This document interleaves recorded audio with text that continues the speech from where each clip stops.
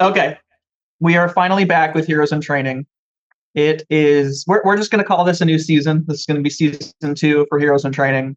We had a big enough cliffhanger. It's going to be a big enough difference of an arc. So we're just going to go for it. And we had I was supposed to be in a new enormously house, and I'm not. long amount of time in between them too. So I'm in a new house. Yes, So that's yes, good. very true. Yep. Yeah, we had like a summer break basically. right. Right. Of course. Now this show's back because everybody's back for the fall, and Yeah. Everybody is slightly older, but like we're pretending that they're not, like the actors. Yeah, all their haircuts are different. Yeah. Like it's and then like literally 0 seconds between the scene changes, and like there's costume changes, hairstyle changes. Wait, the way to do it, Yeah. the way to do it, Connor, is we that got a new animation studio. Yeah. Oh, no.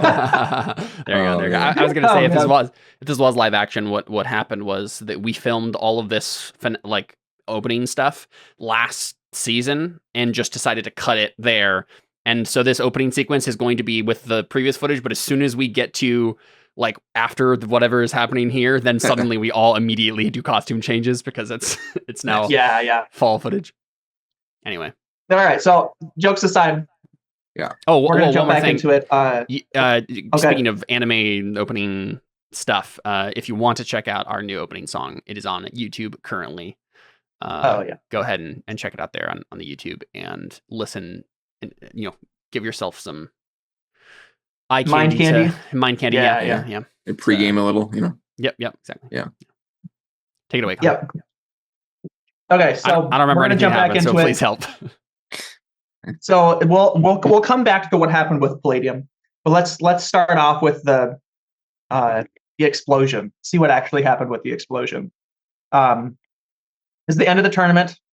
Left Wing won because Bastion literally just said you win and surrendered. Yeah.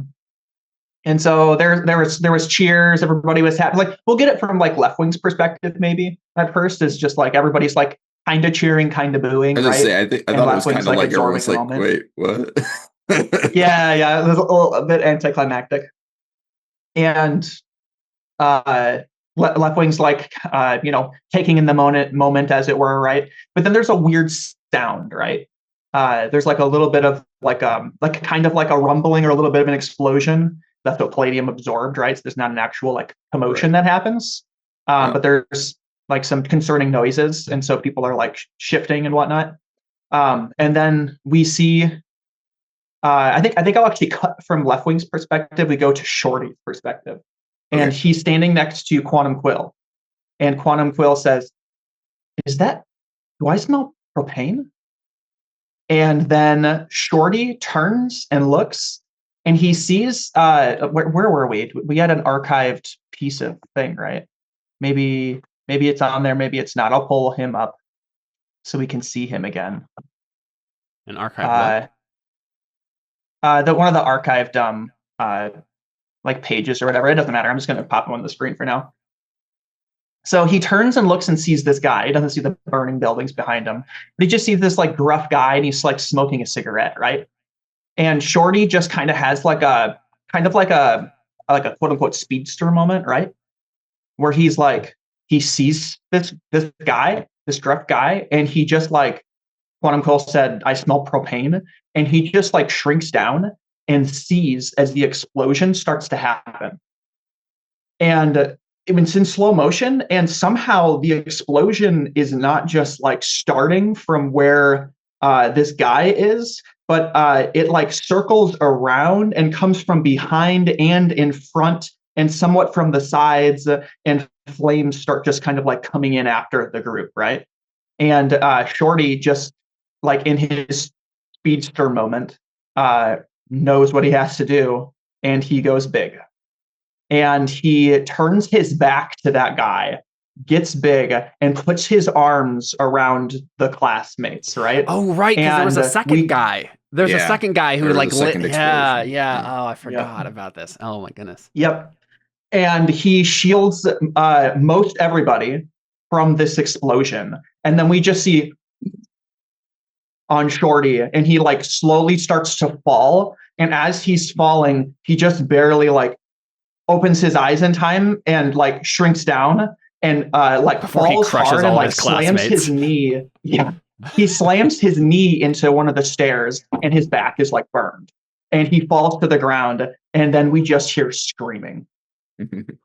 So Leftwing, you see that, like, you know, not in a full scene, right? Like you don't see that whole speedster moment, but that's what you see, right? All of a sudden, everybody's cheering, everybody is whatever, and then all of a sudden, there's just a giant fiery explosion around all of your friends. Jeez. All right. And and actually, no, you would. I forgot about this. You wouldn't actually see this because as soon as Forepult sees this happen, Beacon pulls everybody he has tagged to himself, which at this point in time is just you, Leftwing. So you actually see this from the glass room where they are. So you probably get popped out of existence, and then I think Beacon and Forepult are like maybe Beacon is like, what's going to happen? And Forepult is like, everybody, and then you turn and look, and explosion right where your friends are. And maybe like in your head, you're like, is that where they were? What happened? Like you can't quite see, right? Because that area was domed. We said because Palladium could take off his helmet there. So maybe you like don't actually see exactly what happened. Well, I guess I'll turn to Forepulse because he's supposed to know what will happen to their vitals, right? So like, what happened? Yep.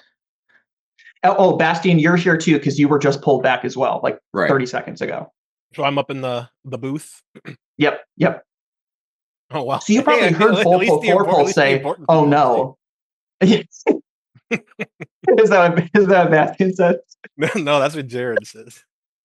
Wait, what did you say, Jared? I said at least the important people are okay. Okay, so thanks, guys. Thanks.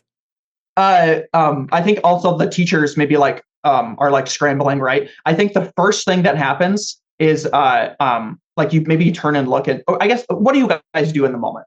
I'll explain kind of what the teachers are scrambling. You can't hear what they're saying yet. So what do you do?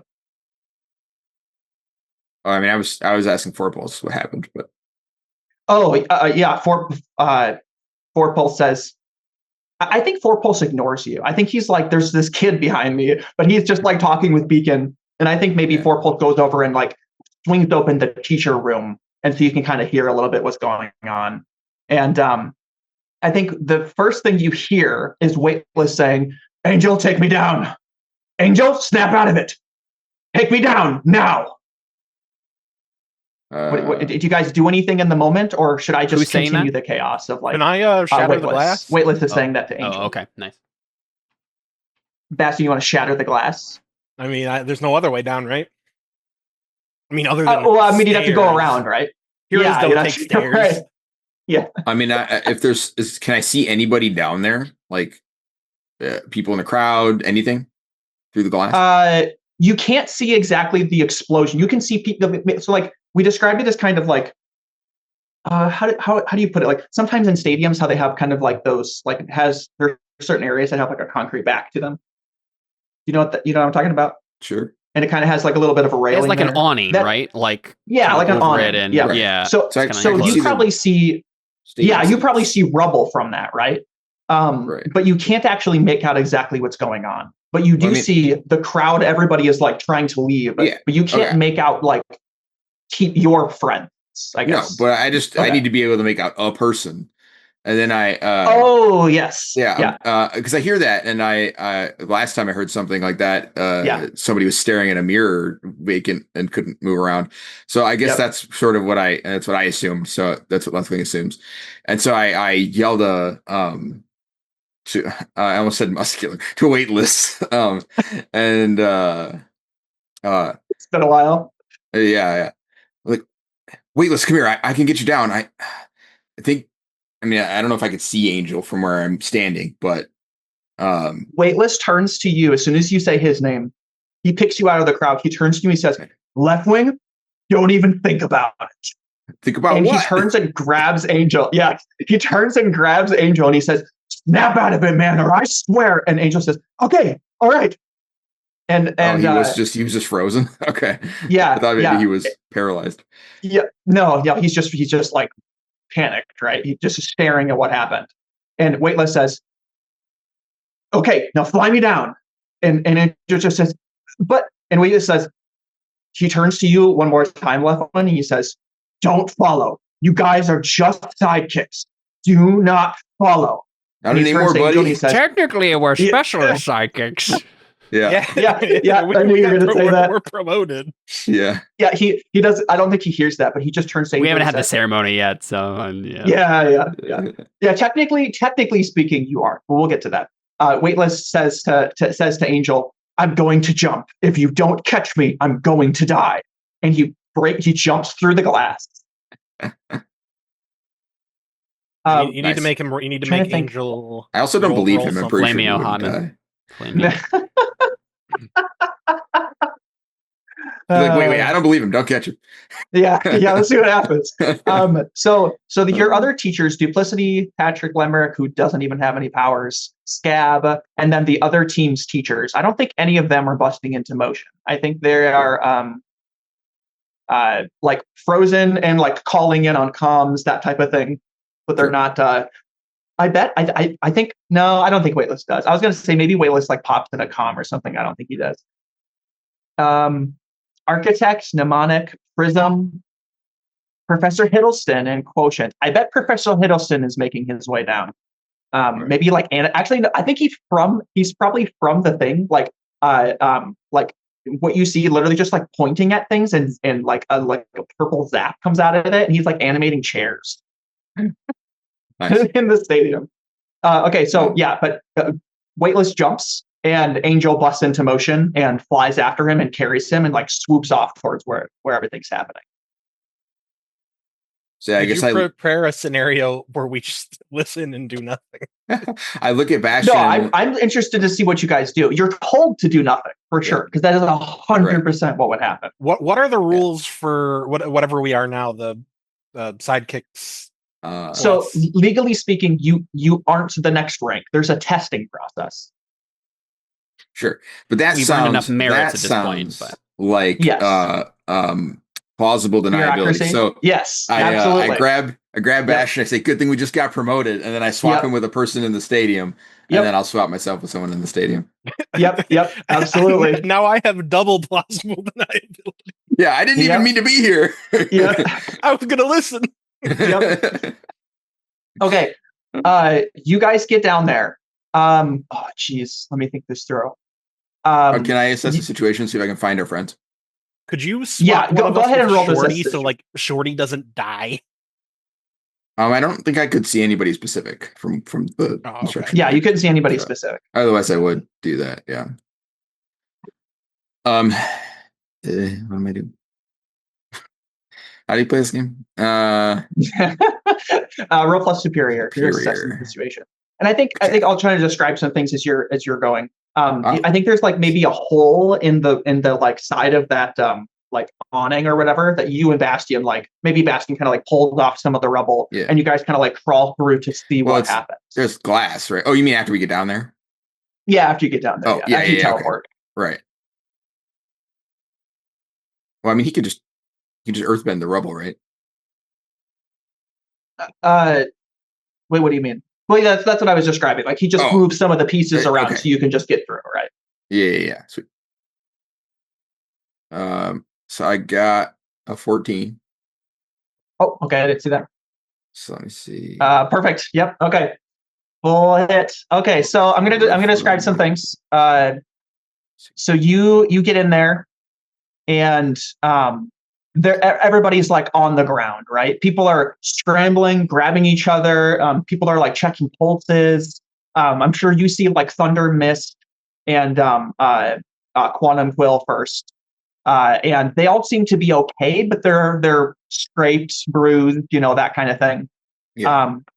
And they're like checking out other people. I think maybe like Mist is probably like maybe carrying somebody like off to the side, or like trying to just get them out of there. Mm-hmm. And you do notice that there are some bodies that are burnt, and you don't think that they're alive. You don't know for sure, but there are some people down that look badly burnt. Oh, they're not anybody we recognize. Randos or students? Students. I think depending on your questions, we'll sure. Okay. Figure out some answers here. Well, let's see. So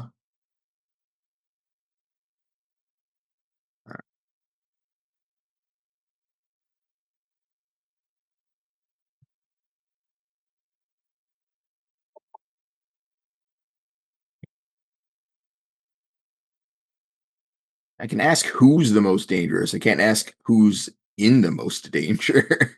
I think Oh, I thought that was what here's hard. in the the charred greatest danger? corpses are in the most danger. Well, right, but I want to know who they are and stuff, right? So I want to know about them. So yeah, I misread it. There is a what here is in the greatest danger question. So I'll ask that one. What here is in the greatest danger? Yeah. Wait. What here is in the greatest danger? Not. Wait. There's a what here is the biggest threat and a what here is in the greatest danger. Oh, and I just gotcha. Okay, yeah. What here is in the greatest danger is definitely every single sidekick. Okay, but like, I mean, it's weird to you. You don't see any civilian bodies. You don't see anybody dead. Okay. That you don't like. That you like. I guess if when you start to look closer, I was just holding back for suspense. Yeah. Depending on what your questions are, what your focus is with this assess, right? Because it's all chaotic. Right. But yeah, what here is in the greatest danger is the sidekicks. You don't see a single civilian body, someone you don't recognize. Are there particular? I mean, I have to imagine there's a gradient of people who are in the most danger among the sidekicks, right? Because some of them are injured. Yeah. So I'm going to I'm going to let this assess situation kind of carry for a little bit. This is kind of going to be a scene of that as you're assessing. So I'm going to kind of, but if you have another question you want to give me now, I can kind of blend that in. Sure. Mostly I'm wondering, are the people who are burned students that I recognize? Yes, and you do. As you start to look, the people that are burnt the worst, and you don't think they're alive, is Blink, Laser Pointer, Bubblegum, Null, and Static. 5 people you don't think. Like they're all from New York, right? Yes. Or the other one? Are we from New York or are they from New York? I don't remember. No, they're all from New York. Yeah. You're from DC. Yep. Okay. I don't know. Same place in my head. And the reason they are the most burnt is Shorty is the one that protected them from the blast, and he was near his classmates. Sure. Well, wouldn't they have been the most safe? Because he was closest to them. Shorty is from your school, so he was near his own classmates, right? Oh, right. Okay, sorry. I don't. Yeah. I didn't track that properly. All right. Okay.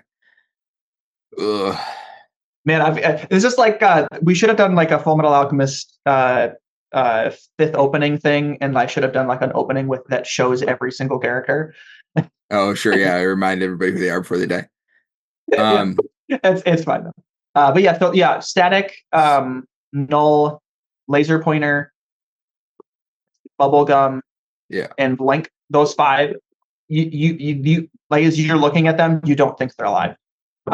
Something you notice, like all of a sudden, is there are paramedics on the scene, and they're going up to the people that are burnt the worst, and they're like checking pulses. They have like oxygen masks or checking pulses or something. You can't really just have some sort of medical equipment. Maybe your mind is kind of filling in the details, not really paying much attention to that, but they're like trying to help them or checking pulses and stuff like that. Okay. Do we know where what's this? Scab is? Is that his name? Scab? Yeah, Scab is up at the top there. He didn't have a. I thought we should probably do this. Let's have Angel drop Weightless, right? Like right after that happens, and Weightless like goes and runs over, and like maybe Mist brings maybe she's carrying like Commandment or something, and like brings Commandment to Weightless, and Weightless like grabs one and like throws him over his shoulder, and like grabs another guy and throws him over his shoulder, and like starts carrying them off, right?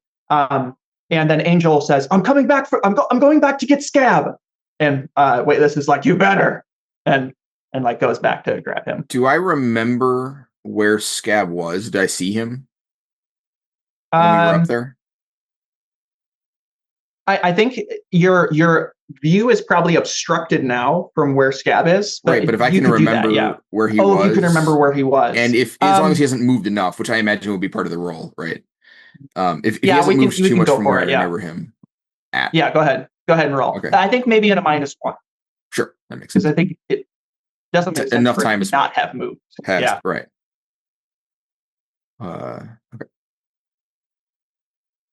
I don't remember what that means. Temporary or I don't. How do I temporarily teleport? So it's either unstable or temporary, or you mark a condition. Yeah, I feel like I always have to mark a condition whenever I teleport because I can't figure out how. It's Is there a a way to difficult like one for split sure. the middleman to have just like the temporary or limited be like he can't get back? He swaps with like Scab, but he can't get back easily. He just can though. He can just. It takes him a little bit longer, but you can just teleport with air, right? Oh, if he needs to. I forgot you can do teleport. Yeah, it's not an instantaneous thing like the swapping is. So it just takes some like. I think it might make sense that I can't swap with air by memory, right? Oh, for sure, yeah. Like, what am I remembering, right? Yeah, and I mean, actually, even if it is, the air in the place probably changes constantly, right? It's always air pressure is always moving around and stuff. Yeah. So I bet maybe he's tried that and like air changes too much constantly to he just can't grasp it at it. So I guess my point is, if I did that, I'd have to teleport into the stadium again and then come back. So I don't know. I think that maybe we could say that, right? Like it's just going to be harder for me to get back in here. But I'm not important in this part. I can't do anything here, right? I can't help anybody in this situation, anyways.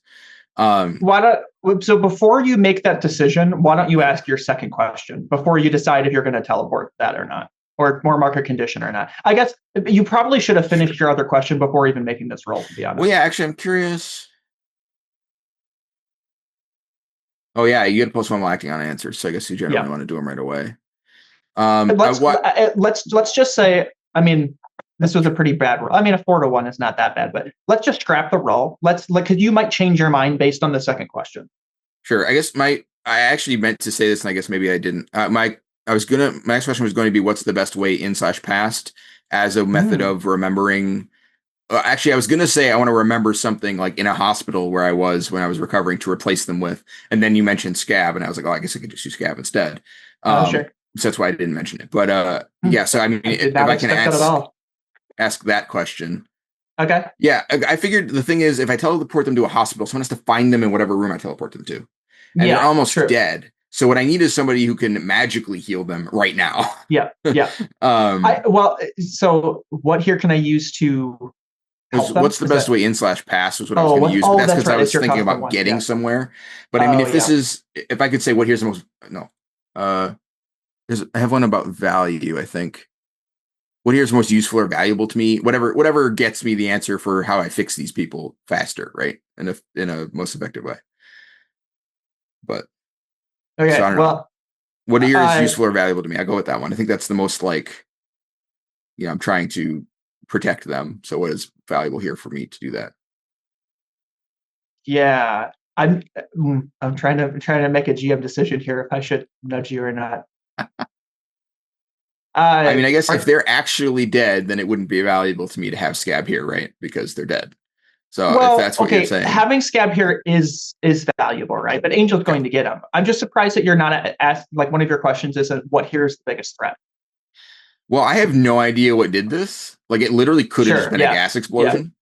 Yeah. And right now people are dying. So unless, like I don't really have any reason to believe that this was a villain attack yet. I don't think. Sure. Okay. All right. I mean, you're also like, it's assessing situation, right? Like this is Left Wing's intelligence. So it makes sense that he could put the pieces together with a successful roll. I'm not saying you need to have that be the answer. I'm just putting it out there. I don't feel like it's unrealistic for Left Wing to be like, what's really going on here? But it also shows a lot of Left Wing's character that he's not even looking for the bad guy. He's just, how can I help these people? Yeah. I mean, they're like maybe dead / on the brink of death. And he doesn't say, I don't think he has time to do the other thing. Before we jump to the next thing, Bastion has a move. Okay. All right, go ahead. He's gonna try and do his carbon sense to see, like, get a layout of where all the people are. See if anybody's buried. Okay. Good, yeah. Or see where the villains are. Okay. Yeah. Busting in through the ceiling. So what is that roll? Is that just rolling freak? Yeah. Yeah, I think that makes a lot more sense. Sending your senses. Yeah. You're looking for the evil guy. Yeah. You just fought an assassin. I didn't know that happened. Yeah. So let's go, baby. Full hit. Okay. Nice. So, Bastian, you see, like, all the sidekicks are either, like up or somebody's helping them at this point, right? To trying to get them away from what happened. Did I switch places with him then? with scab? So what's your question? What's your question? You're saying what here is the most valuable to me? Yeah. Okay, and the answer is getting scab here. Is that? That's what I assumed the answer would be, to the point where. Oh, that's right. Okay, actually, let me think about that then. What here is the most? Sorry, Jared. I just figured that it would change whether or not people are being healed, I suppose. Oh no, you're good. Valuable to me. I mean, it's kind of an odd question, right? Like, what here's the most right? valuable? I guess in the context of the people being injured, right? They're my priority. So what's the most valuable to me? The people. Most valuable. I mean, if there's an answer because somebody besides scab's better at healing people who are critically injured, then I'll take that. But I think, right? No, I think, that is the answer. It's true. I mean, it's left wing's answer, right? But what here is the most valuable to left wing? 100% it's scab. So yeah. I would say, are you just saying unstable or temporary, or what? Yeah, I think that it makes sense that I am not going to be able to get back here easily, right? Because I mean, like I could switch with a student, but then they're stuck up in the thing, and if they're hurt, no one's up there to heal them. I just teleported the healing guy down here. So I'm not going to do that. So I can teleport down into the crowd, but then I got to make my way back over here. Sure. Okay. So left wing's out of the picture for at least a beat or so, right? Right. Yeah. That was. You teleport scab there. Yep. And scab's like, oh, okay. All right. Who's the most badly injured? And I mean, some sidekick talks to him, right? Maybe like Alchemist is like over here. Yeah. And then very briefly we cut to Angel flying into the booth, and left wing sitting there like, man, I hope no one's injured. It'd be really bummer if No, I think. Okay. Is that what you're saying, left wing? Yeah, like I'm being sarcastic about it, and then I'm just going to switch places with somebody in the crowd again and try and find my way back. Okay, sure, yeah. And so I think you switch places with somebody in the crowd, but the crowd is far enough away from the scene that you're like trying to make it past people to get. They're all moving and yeah. Right. All right. Sorry. Go ahead. So Jared. So you reach out and extend your senses. So you get a layout of where everybody is, right? Mm-hmm. You start to notice that it does seem like to you like there's one person that isn't moving, that isn't like running away from the crowd. And the person who isn't scared of the gunshots when they go off. Yeah. Mm-hmm. Yep. And he's like behind like a what's the word? Like a cement railing or something, right? He's like ducked behind it. He's not like crouching, but he's just like standing behind it outside of your view. And that draws your attention for a moment. But then you start to notice something weird as you're getting the layout of everything. Go ahead. Does there just happen to be a dense fog of propane around it? Nope. No. Nope. Or methane? Was it methane? It was propane. If there was, it would have been burnt up, right? Okay. Well, let me know if there is a protein, or not protein. Propane is a carbon-based gas. I know. Yeah. So maybe you catch, maybe there's like traces of it, right? Like I feel like your senses probably have a harder time picking up like a carbon gas, especially when it's mixed with other things. He probably maybe you notice like traces. To know what it is yet. Sure, yeah, but you're not confident. You're like, maybe there's like some carbon over there. That's weird. I wonder what that is. Maybe you're just like, there's smoke everywhere too. Yeah. Maybe you don't even notice it between everything else, right? But it's irrelevant to you. Once you notice something strange, and you're looking at like because you're like extending your senses, right? And like you notice, well, I guess there's carbon life signs. If someone's dead, would you be able to tell the difference, do you think? I would probably think no. I mean, if a shallow breathing, but I don't know. Other than that, if they're just laying completely still, I don't know. There's some people that like the medical professionals that are like there, like helping people. Mm-hmm. You notice that everybody has a carbon life sign except for those medical professionals. Huh. And you're like, wait. What? Except for one. There's one medical professional that has a life sign. Interesting. Well, yeah, so that's crazy. Okay. So by life sign, do you mean they are alive? Correct. Yeah, there's no indications that their carbon is being moved by organic or that they're even carbon organic material. Right. Okay. Oh, well, then he wouldn't sense them at all, right?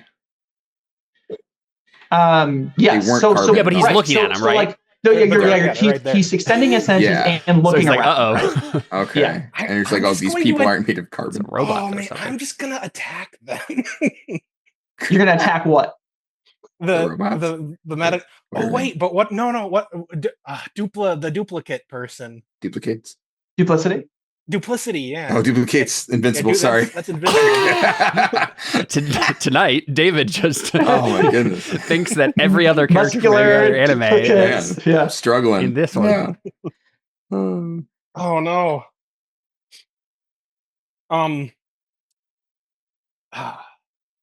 Well, they die instantly. Who's just like the nearest hero to me? As in like Scab. Okay, you know what? No, okay, no, we're gonna just go by. We're gonna go by. I'm gonna roll a superior, I guess. Okay, you're just assessing the situation. Yeah. Okay. Yep. Go ahead. Do I get you notice something different from my freak roll? No, because this. I don't think you would have noticed this otherwise. It's also usually the other way around. Usually you assess and then you get bonuses. Yeah, +1 wouldn't even matter here. Double ones. Oof. Yeah. So I don't know exactly what this looks like, but maybe you extend your life sense. Okay, so Bastian's kind of he's not the brightest in the bunch. Is kind of what we've established, right? It's not that he's stupid, but he doesn't have a lot of knowledge, right? So maybe your mind, instead of jumping to, oh, this is like Duplicity's clones or something like that, it's like, some sort of power. Maybe you're just like, oh, maybe they're medical equipment that is like interfering with their carbon lifestyle. Maybe it's something like that, and you don't even think about it. Is that plausible in your mind? I think it would be more likely that he'd think it's the duplicate person because he's had plenty of experience with her. So you're like, oh, maybe this is Duplicity? Yeah. Oh, sure. So maybe you're just like, oh, Duplicity, and she's just helping people. Have I used my carbon sense around her at all, or no? I don't know. I mean, you haven't explicitly used it, but your carbon sense is kind of always on, but like you're focusing in on it, right? Like it's The Last of Us, and you're holding R1, right? You're like you're paying attention to the carbon life science. That's pretty much exactly how I was imagining it. He just kind of like slows down a little bit and then like vibrations. Kind of like top tier, right? It's like the I'm gonna go up to one and be like, Duplicity, what can I do?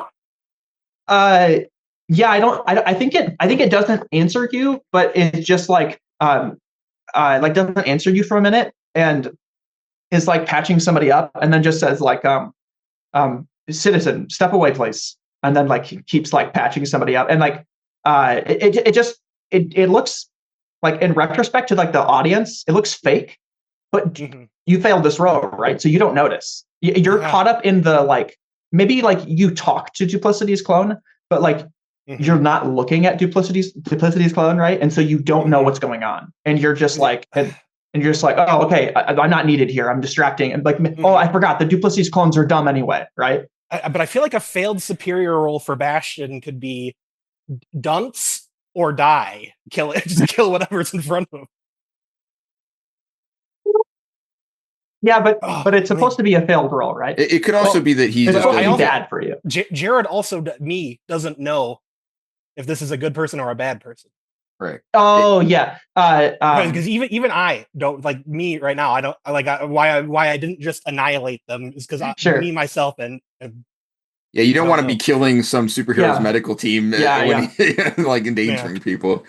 And I mean, the other thing is, it could just be that he doesn't get to decide because something interrupts him, right? And it doesn't have to be that he's dumb necessarily. It could just be like he's just distracted enough that he can't pursue it. Something happens. Yeah, right. Unless something happens, Connor, I think I'm just gonna attack them all. Well, I mean, also the duplicates die. It literally like a bump. You could literally just brush shoulders with her, and if she doesn't disappear, it's not a duplicate. Yeah, but so he failed the roll though, so he doesn't do that. That's true. That would reveal information. Right. That's true. I don't know. So I feel like after the assassination attempt. Sorry, what? Well, I think you think it's like Duplicity, and you're just not paying attention, and that's the failed superior roll, because that's actually bad for you. If you attack, that's good for you. So Oh, okay. Well, I guess now we know. Oh yeah, now we do know. Okay.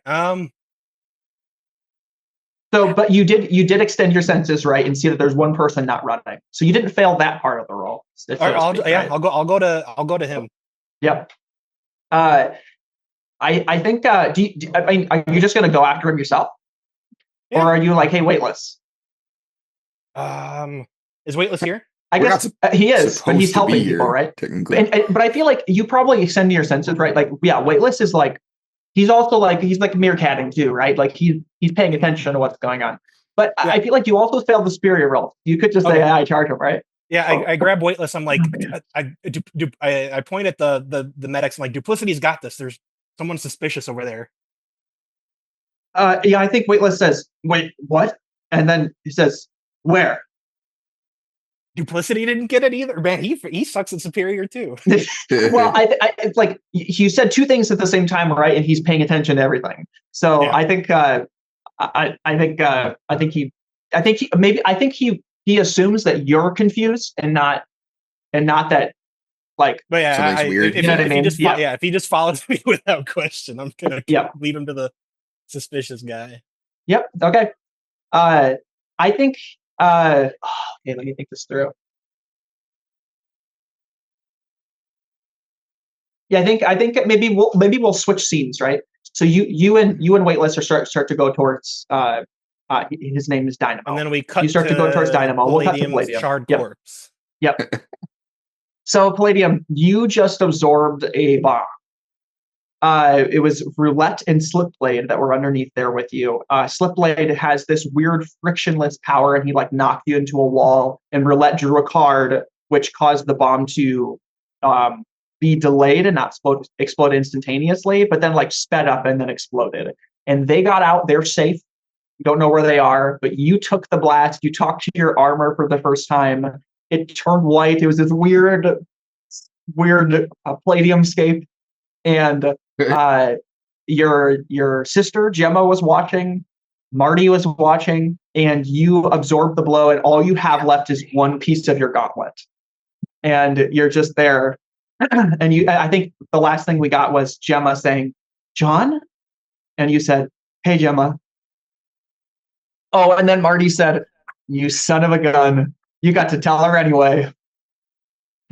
I'm still ticked at you, Marty. I don't know what's going on with you. You're a traitor or something. I don't know what's going on there. Yeah. What I hear is that Palladium was awesome, and that Palladium is now gonna be more awesome. Just it's gonna be harder. Well, so just remember, it's like this is a step up, right? Like you have this moment of truth. You locked in a stat. But a moment of truth is still a moment of truth. You don't have a studded I don't have anymore. Yeah. Okay, it's not like a you went Super Saiyan and you stay Super Saiyan. Okay. No. Oh, I understand. I'm picturing myself for the rest of this sequence as being Iron Man in Iron Man 3 when he doesn't actually have his suit and he just has to kind of rig things together. Except like the only thing I have is like just this one piece of armor, and I'm gonna have to do whatever I need to do with just that one piece and be creative with like what I have to do there. One thing to keep in mind, you might want to tell your armor to start making your helmet first. Yes. Just a thought. I don't know how that works, but just a thought. Yeah, I think what I'll say is, how does the armor work? Can I, let's say, for example, I'm just like, okay, grow back the armor. And because this is what I'm picturing. I'm like, I think he's going to start growing it back on the arm. But once there's enough mass of the armor that it could become a helmet, I transfer it to helmet. Right? Because I don't think it makes sense for it to like start growing around a helmet. It's more useful to have the arm first, but then I'd just be like, okay, now transform it. Right. And then it would, cool. Yeah. So I'm just like, well, like I'm sitting there like fried. Yep. So then as like you have this moment too, right? And what's the first thing you say or like first thing you do? I think I looked at the corner where the villains were, right? One of the villains could like teleport or something, right? No, he did this weird like frictionless moment. He kind of like slid across the floor like it was nothing, like super fast, super confusing. Like you didn't really follow what happened there, but you got slammed into the wall because of it. Yes, I'm imagining this is a boiler room if I remember correctly, right? Yes. Yep. Boiler rooms typically don't have more than one entrance/exit. So I don't know where they went is my question, right? Like I looked to where they were. Are they not there anymore?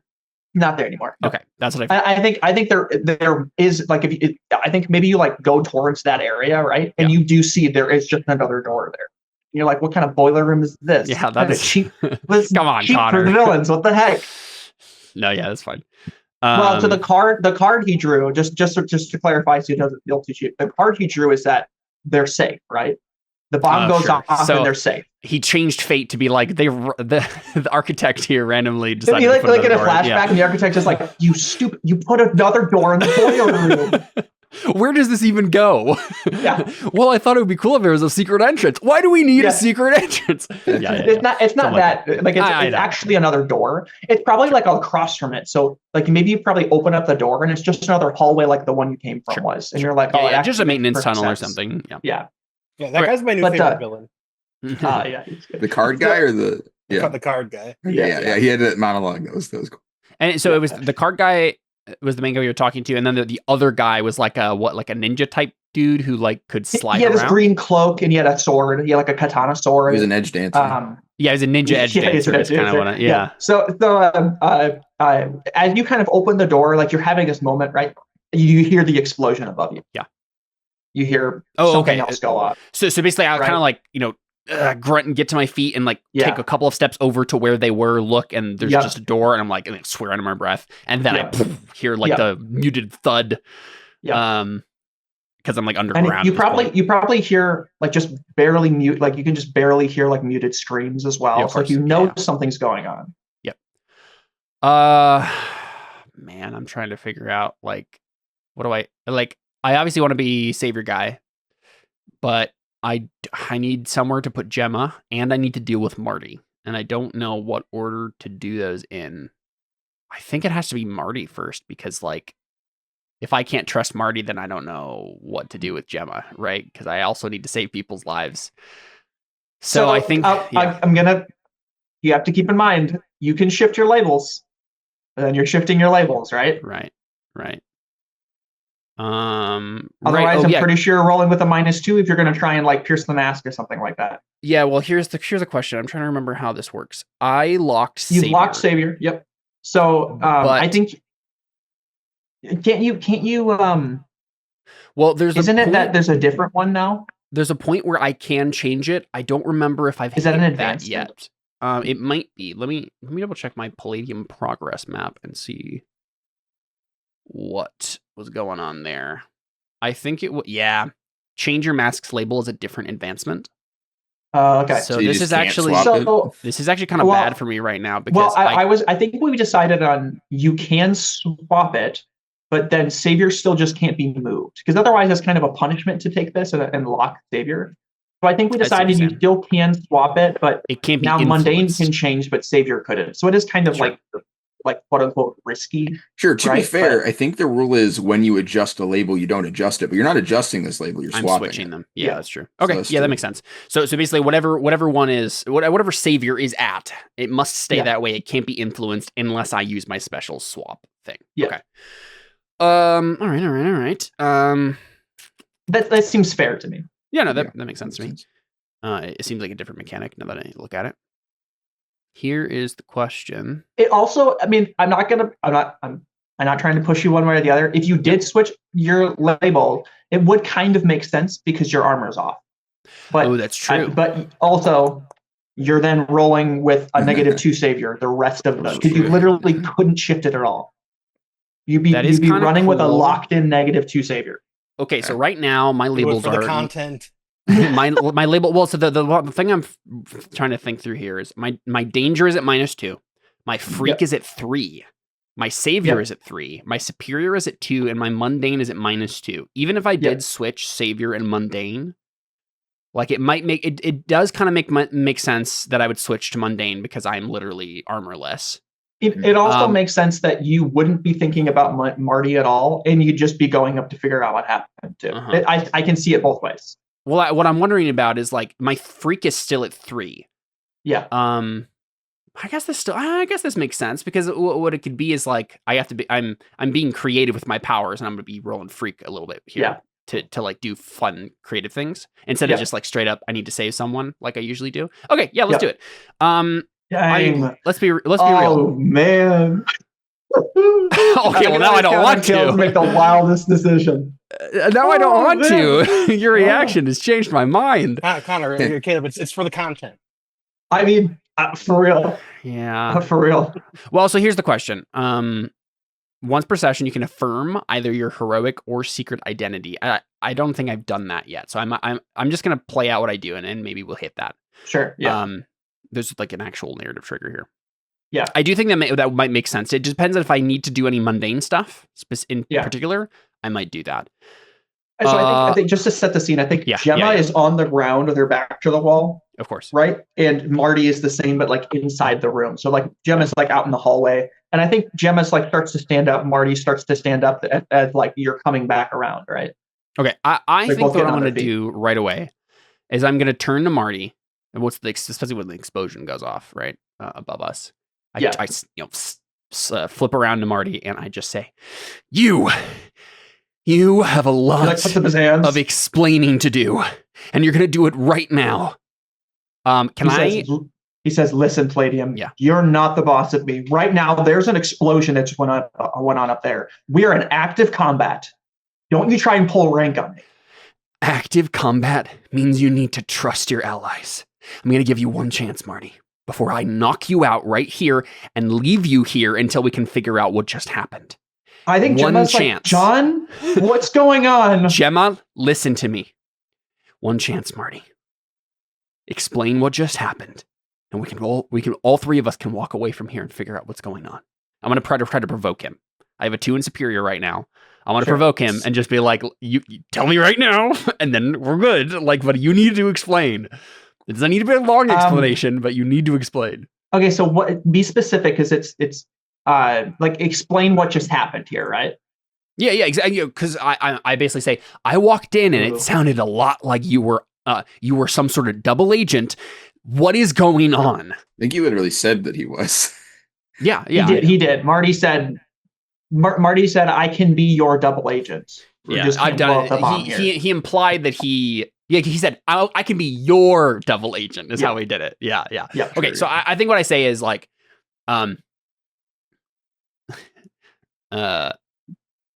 whatever the reverse of how long were you standing there, long enough, except I'm like initiating that exchange where it's just like, I was standing there long enough what's the verb I'm looking at? No. Okay, so, to give me a second, my brain. To earn some answers. There's some other word that I'm trying to think of. To deserve, yes, thank you. I was standing there long enough that I deserve answers. There. Sure. I don't think there's a role here. I think he looks at you and he says, listen, I have been a double agent in the past. Multiple times, actually. And I walked in on them with the bomb. For and I thought, For who, Marty? Oh, yeah. Yeah, his eyes go wide. Actually, I should say this first. Like you were like, if all it was is like he was working as a double agent for the government doing some secret mission, and he like that's okay, that's fine. But that's what he's saying. But so before he says that though, I think he says, it's like you're gonna knock him out, right? Like I deserve some answers. He's like, yeah, I guess I can't really pull rank on you when all I have is a paper moving power, and you just absorbed an entirety of a bomb. I think I'm kind of outside of my game here a little. I mean, he kind of has like a fake like he's not taking the situation seriously as he should. He's kind of like being his normal silly Marty self, right?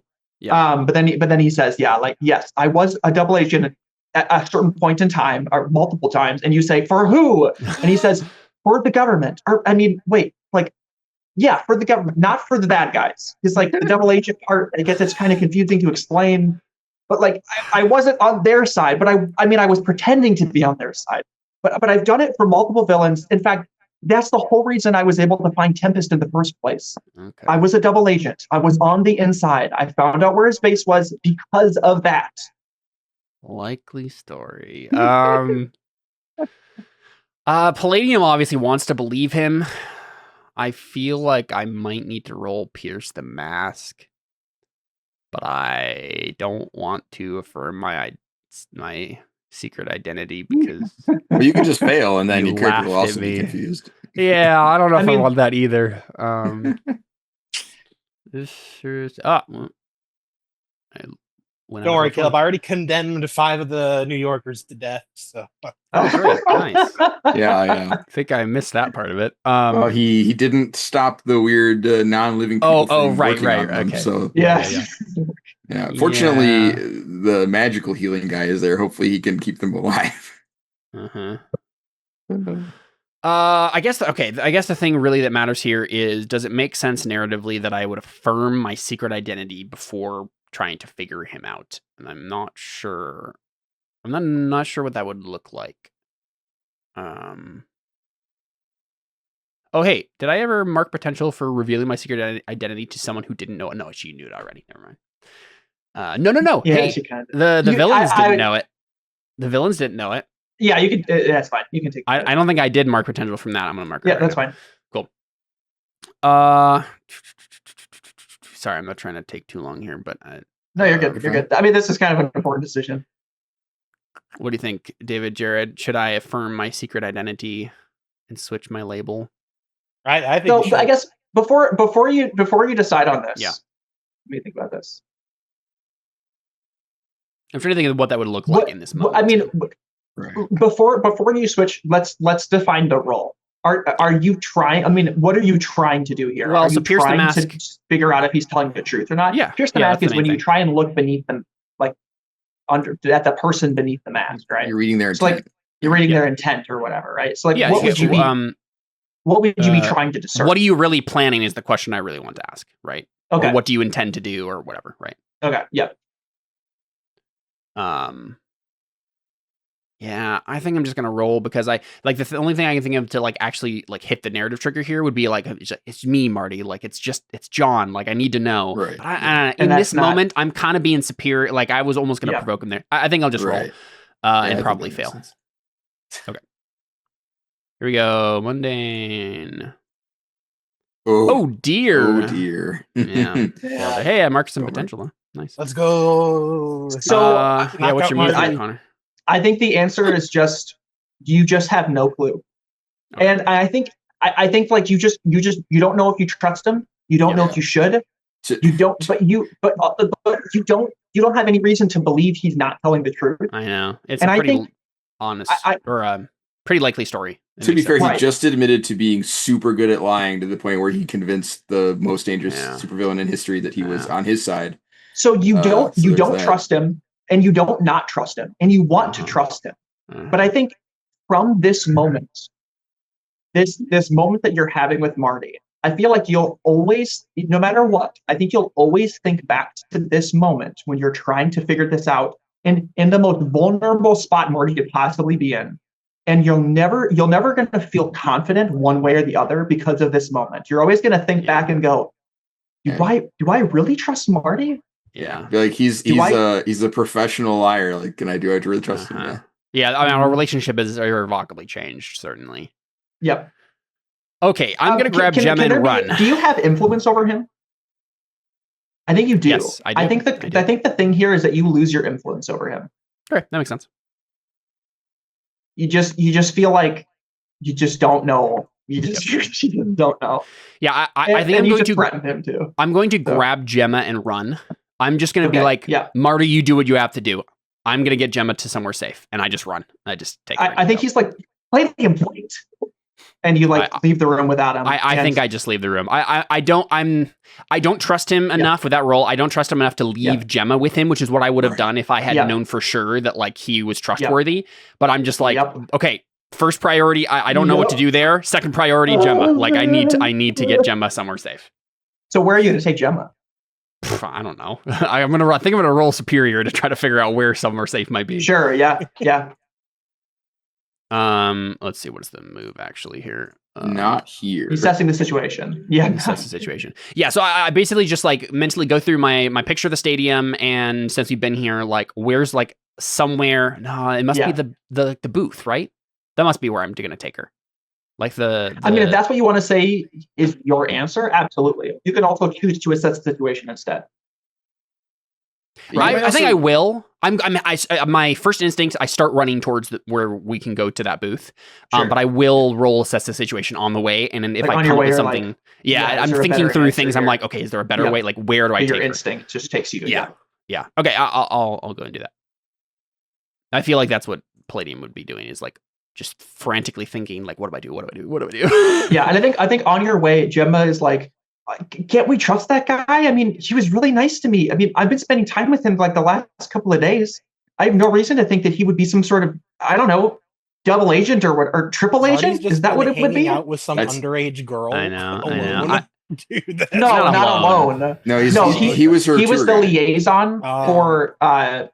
So she won an award at school, a contest, and got like behind the scenes tickets. So he was the one that like brought her backstage. Who was responsible for bringing her backstage. I like how she literally defined what being a double agent means, as though that meant she could trust him.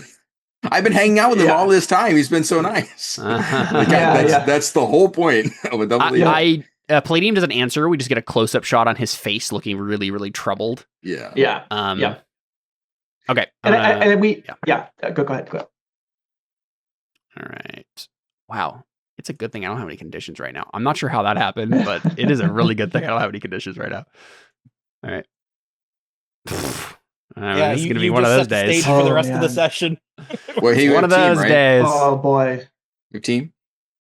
He's all alone. Yeah, you're all alone, right? Gemma's not a part of the team. There's one team in the pool from last time. And we're supposed to, well... Gemma's part of the team. I think you're supposed to have two teams. You're supposed to restart. I'm supposed to add one team to the pool. But we also, I don't know if, I'm just going to leave it at one, because it's very possible that, because I wouldn't have deleted the last one, right? No, I'm going to leave it. It does say whenever time passes. I'm not sure time is passed, actually. Oh, that's a good point. No, it's at the beginning of it. I reset it to one when time passes. I add one at the beginning of a session. Really? Where's that? It's in peripherals. Just trust me. On the GM. Oh, I see. It's right at the top. We've gone through this enough times, and I think he's got his. Yeah. I suppose I should trust Connor at this point. I don't know. Connor's gotten the rules wrong several times, so I just. But I think that was our fault. It might have been. Yeah. Maybe. I don't know who to trust. Not Marty, not Connor, not anyone. Okay.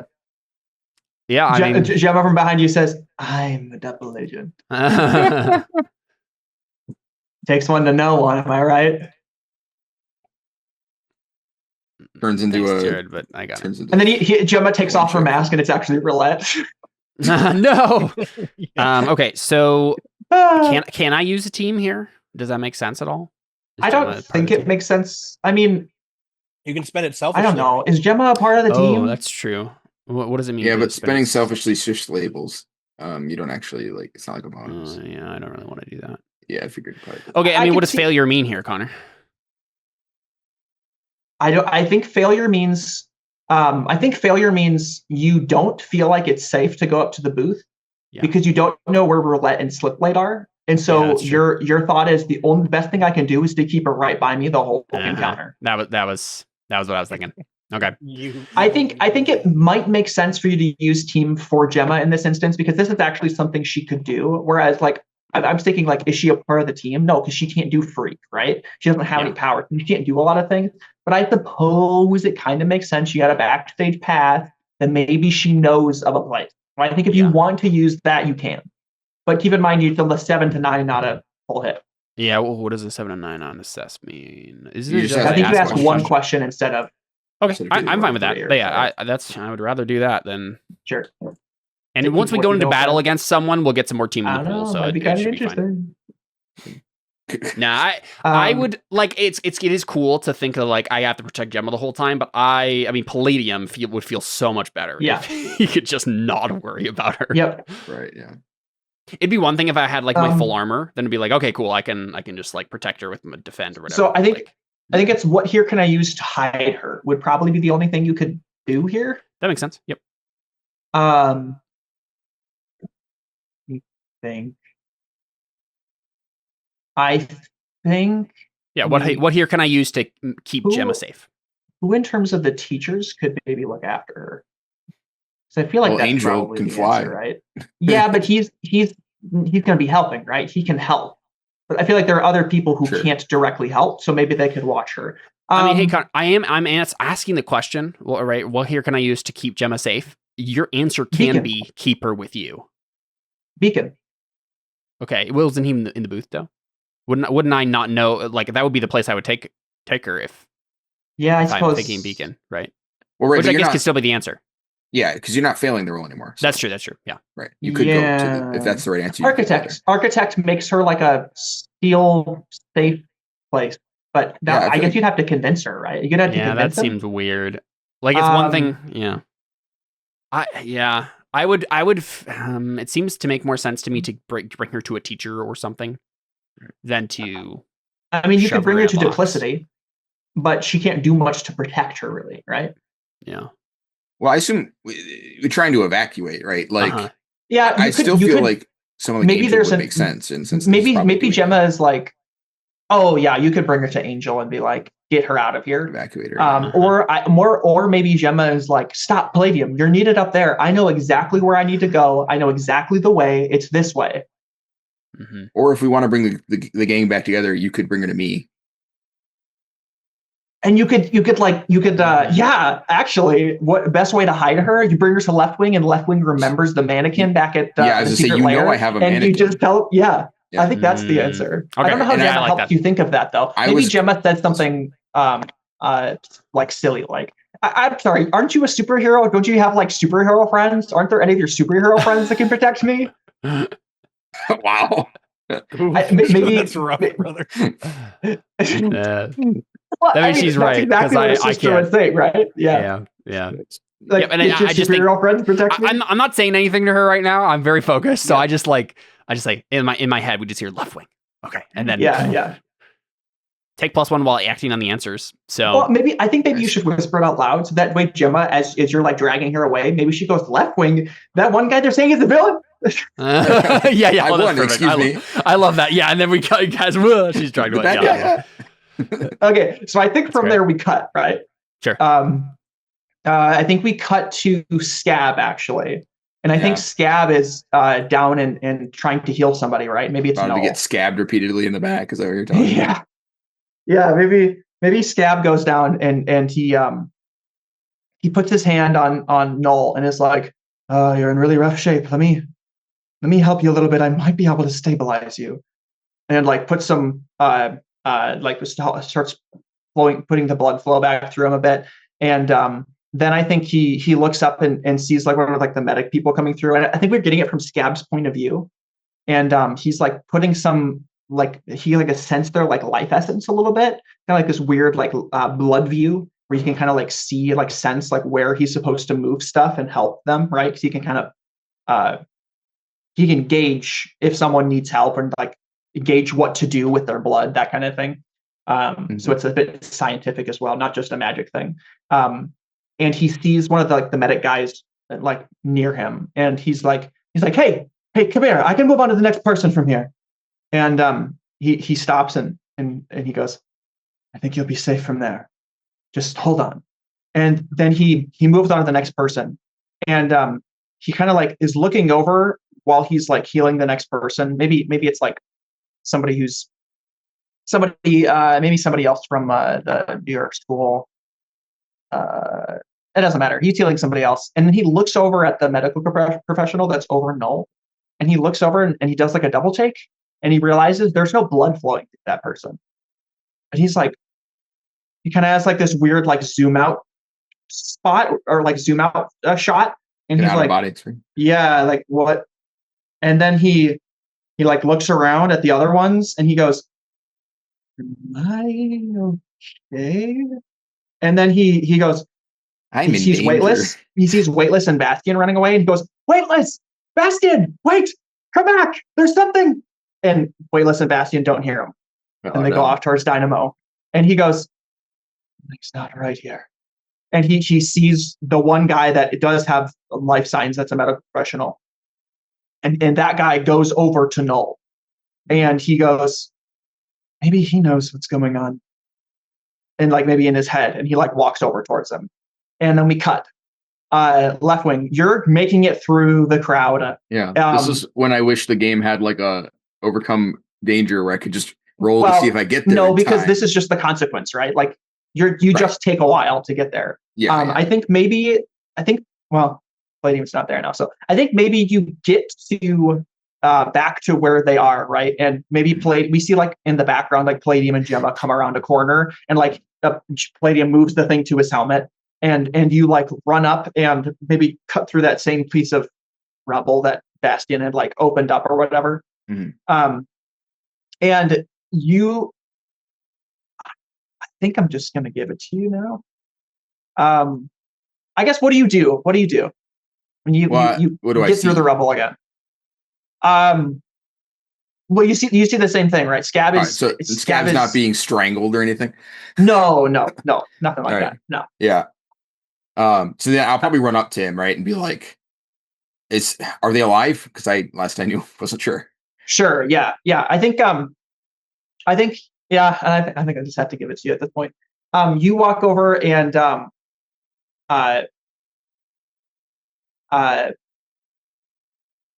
actually, I think as you're running up to Scab, I'm gonna have to play it like this. I think as you're running up to Scab, Scab is kind of like, no, what are you doing? No, stop! And he tries to like reach out towards this guy, and before you get before you get there, you notice that this medical professional has his hand around Null's throat. Okay.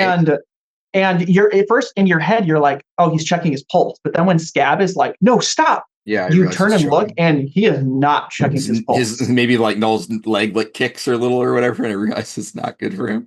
No, I don't think that even happens. No? But I think you have your power sight on like all the time, right? Yeah, I think so.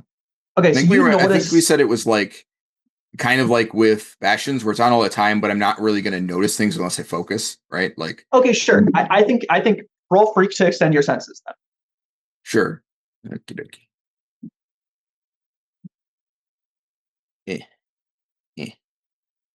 Full hit. Yay. Well, at least some people are rolling good tonight. Broke the cycle. So I think the thing here is that you notice before you get close to this person that something is not right. Right. What you notice, you turn on like your power senses, right? You've never seen a dead person before. Okay. And so you don't know if Null is dead or not. Right. But you've never seen it before. In your head, do you feel like there would be a difference? I don't know, depending on your reasoning. I'm just curious. Sure. Would there be a difference if you're looking at someone dead? Would you notice that their power soul is like dimmer maybe or something? Well, so I mean, what do you think? Left Wing has always called it a soul. So I think Left Wing would assume if someone was dead, they wouldn't have one. It would be gone. Yeah. Right. Either because, it's gone into the void or because they've gone to heaven or whatever. Right. But also when he said it that way, the guy who studies powers for a living laughed at him. Right. So there's a very likely chance that he's that's not accurate, in which case, I don't know. I don't know if it depends on, I think in your in-lore reasoning, whether it would be obvious or not. If it was very subtle, you probably wouldn't notice a difference. I think maybe it is subtle or maybe non-existent. Because he probably would have assumed there'd just be no soul there because he's dead. Yeah. Right. Yeah. Like, so I think you look at Null and you're like, oh, is he dead? And you still see his powerful, right? Yeah. And then you look at the medical professional that has his hand on his throat. Yeah. And you notice something horrifying. He doesn't even have the great thing. The song Killing Floor starts to play. Nice. It has this kind of like horrifying moment, right? That you're experiencing. You notice that this guy has his hand on Null's throat has dozens of power sources. And you watch in horror as Noel's power source goes out of his body in through this man's arm and into his chest with the other dozens. I am glad I got out of there. And Scab, I think, like reaches out towards this guy, and he. Oh, let me think about this. What does he do? I think the Scab like reaches out towards this guy, and then like there's like this purple. I think we've described like kinetic energy being purple before, so I'll just keep that in. He like reaches out and he's like stopped by some sort of like weird purple thing that like sparks as he touches it, and he's like, "What are you?" And you're staring at this in horror, right? Yeah. And then he turns and looks up at you through this like medical mask, and you get this horrible feeling. Like, you know, that he knows you're looking at him. And then he activates a power. Okay. I don't think you notice it like being activated, but there's a role involved here. And Palladium, you were gone, but I described you and Gemma like coming in behind Leftwing as Leftwing is kind of crawling over this thing. Okay, so I'm gonna have you, Bastian, and Leftwing, all three of you are gonna roll this. When you stand in Reaper's aura of fear, roll plus superior. Oh no. If you are already familiar with the feeling, take a +2. None of you were familiar with this feeling. You've never experienced this before. If you are already afraid, take a -2. On a 10+, you push down the feeling against your better judgment. Here, I should probably post this. Yeah, you guys can read it too. That'd be great. Oops. On a 10+, you push down the feeling against your better judgment. On a 7 to 9, mark afraid. On a miss, you are paralyzed with fear, mark afraid, and hopeless. Ugh. If you cannot mark one of the conditions, you must also roll to take a powerful blow. Oh my gosh. Nice. Well, good thing I don't have any conditions. Yeah, is anybody afraid? I don't think anybody is, right? No. Probably should be. That's a big yikes. Yep.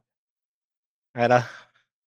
All hit, nice. Of course. Yep, I knew Leftwing was going to succeed. Oh, well, at least there's 9. Okay.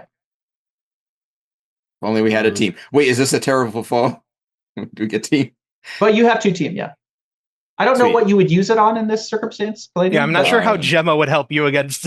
No, I'm here now, right? Well, yeah, no, I'm with you're coming in behind him, right? Yeah, I'm right here. Yeah, but Leftwing and I would like to argue that like Leftwing and Bastion just being here makes me able to not be. It would just be Leftwing. It's not Bastion. Bastion you got back already? Okay. Yeah. Let me. Sorry. While you guys are rolling, go ahead. No, it's fine. Go ahead. While you guys are rolling, I'll switch over to a new page. We have a bunch of archive pages now. Yeah, so I don't know if I want. I archived all the ones that we had before, and then made these 2 new tabletop things. Yeah. Are you able? Do you have a template for just like a blank screen, like a blue one? Well, I figure we can just use this blank space right here, right? Oh, okay. Good point. Yeah, I forgot that's all this stuff can go away now. Just move this. Are you on the same thing I am? You guys. Maybe not. You might be on an archive page right now. Oh, really? Yeah. Go to tabletop 1. Tabletop 2 or tabletop 1? Is that where you are? Yeah. Oh, yep. Yeah, I was on an archived one. Oops. I didn't even add the extra team here. There we go. Okay. Yeah, I was confused. So I added the one from earlier and then spent it. Are you saying that we got another one or 2? Oh, nope. I'm stupid. Well, okay. David was just asking, do we get 2 team because we're going into battle against a Actually, I guess there's a whole move there.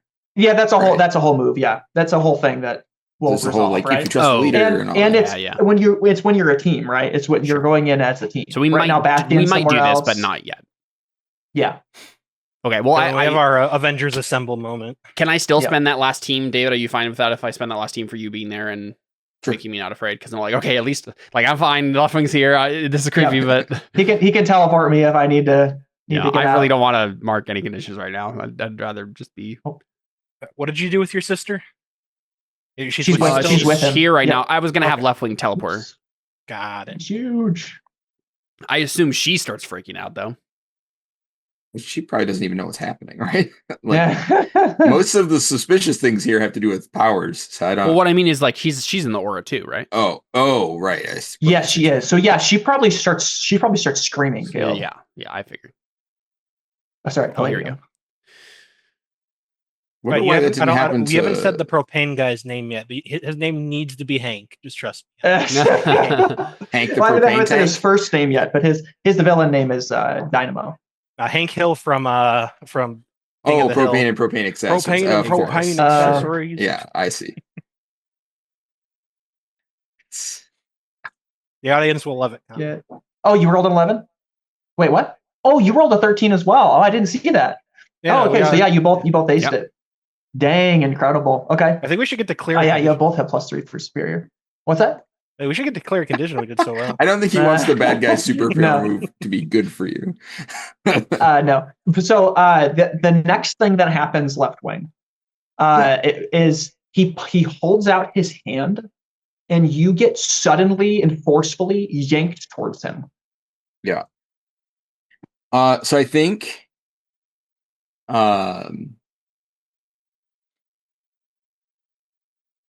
I think even before that happens, right? Like we see that whatever visual there is for the fear grabbing him, right? Yeah.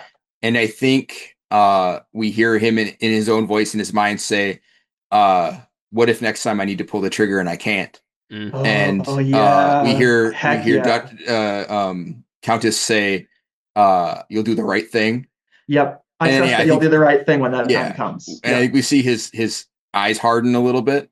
Yeah. And then he lurches forward. I think I'm gonna try and switch place in the air, like teleport myself into the air above me, and then swap places with him. And I'm sure one of his 12 powers will get him out of it. But So where is this guy? Do we have him on the map yet? I don't, because he doesn't look like his picture quite yet. Oh, okay. Well, we should have some token for him, I assume, right? Yeah, let me do. Where did that go? Where'd you go? There. He's just like a medical masked figure, right? Sure. He looks generic. He looks like an NPC. But yeah, he pulls you towards him. Now I guess roll freak to see if you if you get out of it, right? Right.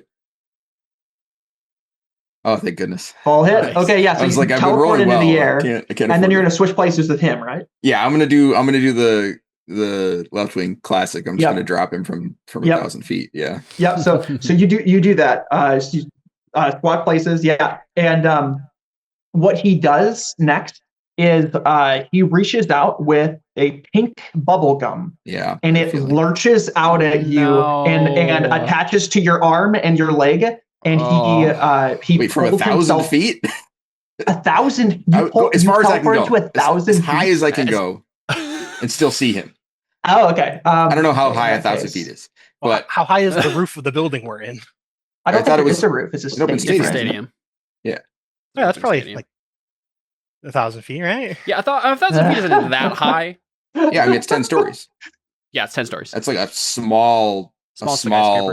Yeah, if that. Yeah. Basically, so I think, I'm gonna go as high as I can and still be able to see him, such that my power can recognize him, right?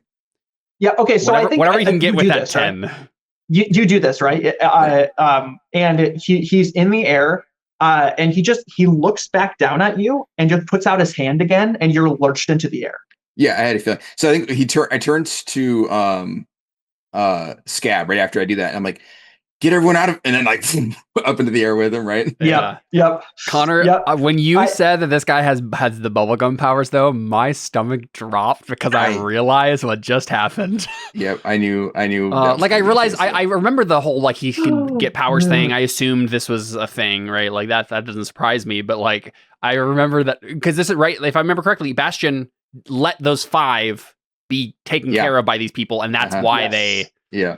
That makes me sick to my stomach. That's terrible. Did he steal Duplicity's power? That's a wonderful question. I wonder if we'll find out. Then Bastion won't look like a big dumb idiot head. Yes. Let's go. Oh man. Or he might somehow have some other power that would. If that's the case, like Bastion will look like a dumb, stupid idiot. Am I right? Well, Connor just made the narrative decision based off of that. Oh, man. Okay, fantastic. Yeah. So this is when I was telling you guys, like, it's crazy that we had so many reveals last session, and it wasn't even the biggest one. That was it right there. This is That's the biggest reveal. Okay, so all right, guys, let's fight all for one. I think I'm just gonna Leftwing. I'm just gonna kind of take you out of this moment, right? So what's that? Is he using polar shield? No, that's never mind. She pulls her. No. Okay. Yeah, different. I was like, I didn't say okay. What are you talking about? Yeah. True. No, what he does, David, is he steals people's powers and then makes them evil. So they're the invert. Yeah. So he pulled you up towards him, right? And instead of having you like roll to react on this, I'm gonna kind of shift the narrative a little bit. Angel out of nowhere just like swoops in and just catches you as you're being pulled. Right. I'm also not in any danger from this, really, because I can just teleport with somebody who's on the ground. So yeah, it's So he swoops in and catches you, and I think like he's grabbing you, like you're looking up at Angel, right? And the look you see on Angel's face is just absolute horror, and he's still like trying to smile as if everything is okay. Yeah, he is terrified. He's like he's got a big smile, and his eyes are just like bloodshot. Yes. Yeah. And you see Reaper from behind you. He's like in the air and falling, and I think maybe like the medical, like you get a shot of like the medical mask like flying off his face, but we don't see his face. And he puts his hands to his face. His clothes completely change, and instead of this weird looking thing, we get Reaper. Nice. It's not a token, and I don't care. It's buffering. Do you guys see it yet? Yeah, I can see it. Okay, yeah, it's buffering for me. See the rainbow looking guy? Yep, that's right. Yep. So that's what he puts on, like the white mask, right, with the gold inlaid, just like Tempest's mask was. And were you able to get a high quality version of this? I think I was, yeah. So I think that's why it's taking so long for me to buffer it. Yeah, my internet connection won't even load this picture. Nice. Yeah. No, there it is. Yeah, awesome. Okay, it just loaded. It just loaded for me. Yeah. Okay, so he's like falling through the air with like this new getup, right? And then he uses the bubblegum powers, right? He latches on to like the side of the stadium and like pulls himself towards you. And then I think we get a shot of him like the bubblegum like reaching out and grabbing Angel's leg, and he like yanks him from you and like throws him back. And then I think cut to the intro. Oh, okay. Right. It does like a freeze frame, like comic freeze frame, and then we cut to the intro, and then we'll come back to it after that. But I mean, we just do, right? Because it's not actually a thing. That's just how I put it in my head. All right. Thing anime does the intro song. Yes. See you guys in 2 minutes. Yeah. Let me sing it for you guys. Yeah. Thanks, Jared. Yeah. We have the cut to commercial, and then we immediately get the cut back from commercial because there's not a commercial because you're on a streaming service. Yep. And then you see the same thing happen again, right? We get that same scene over again. Like, good. They were just trying to pad out the runtime. Okay. Okay. So this real play RPG brought to you by Mountain Dew Baja Blast. Hey, I had Baja Blast today. So Leftwing, what do you do next? Did I see that his other people didn't have souls at all? Like, could I identified that they were not people? No. Okay. You mean you failed that roll, right? Or no, you didn't ask that question? That's what it was. Yeah, you didn't ask that question. Yeah, that's true. But when I was looking at his soul and seeing the other guy's soul, I guess I would have noticed if there were other people's souls being weird, but maybe not. Okay. Oh, well, so you didn't. So that medical professional went away, and this other medical professional like came and like took his place, and that, I mean. Well, I mean, like all the other ones. That's why that happened, right? That don't have. You just haven't seen them yet, right? Like, like they weren't in the room. Oh, I guess you did. You succeeded on your freak move. Sorry, I've completely dropped the ball on that one. Totally missed the room. I'm still not totally sure. So you did notice the same page with. Okay, all right. Yeah. Okay, because I think maybe we get a shot too of like maybe Quantum Quill is like, oh, please help him. Maybe it's Shorty, and Shorty's like, and Quantum Quill is like looking at the medical professional guy, and the medical professional guy like doesn't seem to be doing a whole lot. And Quantum Quill's like, what are you? And like puts out her hand, and it just like goes through this guy, and she's just like, "Oh, he's a loser." What's going on? Okay. And and then we cut back to you, right? And you're and you're falling, like you were flying and now you're falling, right? Like Angel was just like forcibly ripped from you. I was gonna say I can't swap places with them because they're not real, and then I was like, yeah, I can. That's the whole point. Yeah. So I'm gonna try and swap places with one of the illusions, not knowing that it's illusory, I guess. Yeah. Which I guess is the point. Hopefully, I won't find out they're illusory. And I love the shot of Left Wing just being like hardballing it, Yeah, he's like, all right. Well, and also that was the other thing. He just spent the last couple days pretend murdering people the whole time and like being vilified for it, and then like going harder to the point where he like almost kind of did a fight to the death because like they were not taking out emoticon in time. Like we were hurting each other. So I think he's sort of been like doing that thing where they teach soldiers to shoot first and contextualize later. You've just been desensitized for 3 days. Like, in my mind, I'm like, it's fine, they'll live. I just have to pretend to kill them. And he obviously understands that won't happen here, but I think it's given him the ability to like to choose where he might not have been able to before. Anyways, so nice. I'll swap places with one of the illusions. And is that your role there? No, sorry, I didn't. No, that was the last. That was. Yeah, that was the previous teleport him up, I think. Yeah. Okay. So, this is where it all falls apart, right? Yeah, I'm gonna fail here. No, really? No, all hit. Yep. So you swap all places. All we do is win, no matter what. Well, and he also just accelerated himself towards the ground with the bubblegum. So I'm hoping that he'll go through his own illusion and just hit the ground. For his own illusion. Yeah, because I saw places with his illusion. I'm hoping he'll go through it and then rocket himself into the ground. Yeah. Oh yeah. No, so he doesn't do that, right? I think you swap places and you like turn around, right? And you notice that he just throws out the gum like to the sides and just like slows himself down and just like boomerangs himself back and like flips around, and you're just like, how is he that good at it already? Like what? And he just like is flying back towards you. And I think he's looking at you. Okay, so Palladium, Gemma, you guys are seeing this. Bastion, Weightless, you guys were coming up towards Dynamo. What do you get there, or do you notice this instead? I mean, my carbon senses are still going. I think I'd notice someone being ripped from the ground at just skyrocket breakneck speed. Yeah. Oh yes, sure, yeah, for sure. That's what I'm saying. Is you can just totally shift perspective if you want to this instead. Can we shift the perspective of me launching Weightless at him like a carbon catapult? Oh yeah, like carbon catapulting him. Yeah, I absolutely yes. Go ahead and roll freak. That's incredible. Awesome. Yeah, I'm just like, there's another one. Yeah. Yep. I just point at the sky. I'm like, oh, don't die, Left Wing. Go ahead and roll freak whenever you're ready. Yeah, sorry. My thing's okay. Should I roll another superior so I can tell Weightless not to touch him, or let him touch it? Let him touch. Oh, yeah, that sucks. I don't think that makes I don't think you would come to that conclusion at all, right? Like I feel like that's a stretch of You didn't see his power soul, like Noel's power soul leaving him, right? So, what's Weightless's power? Changing his weight.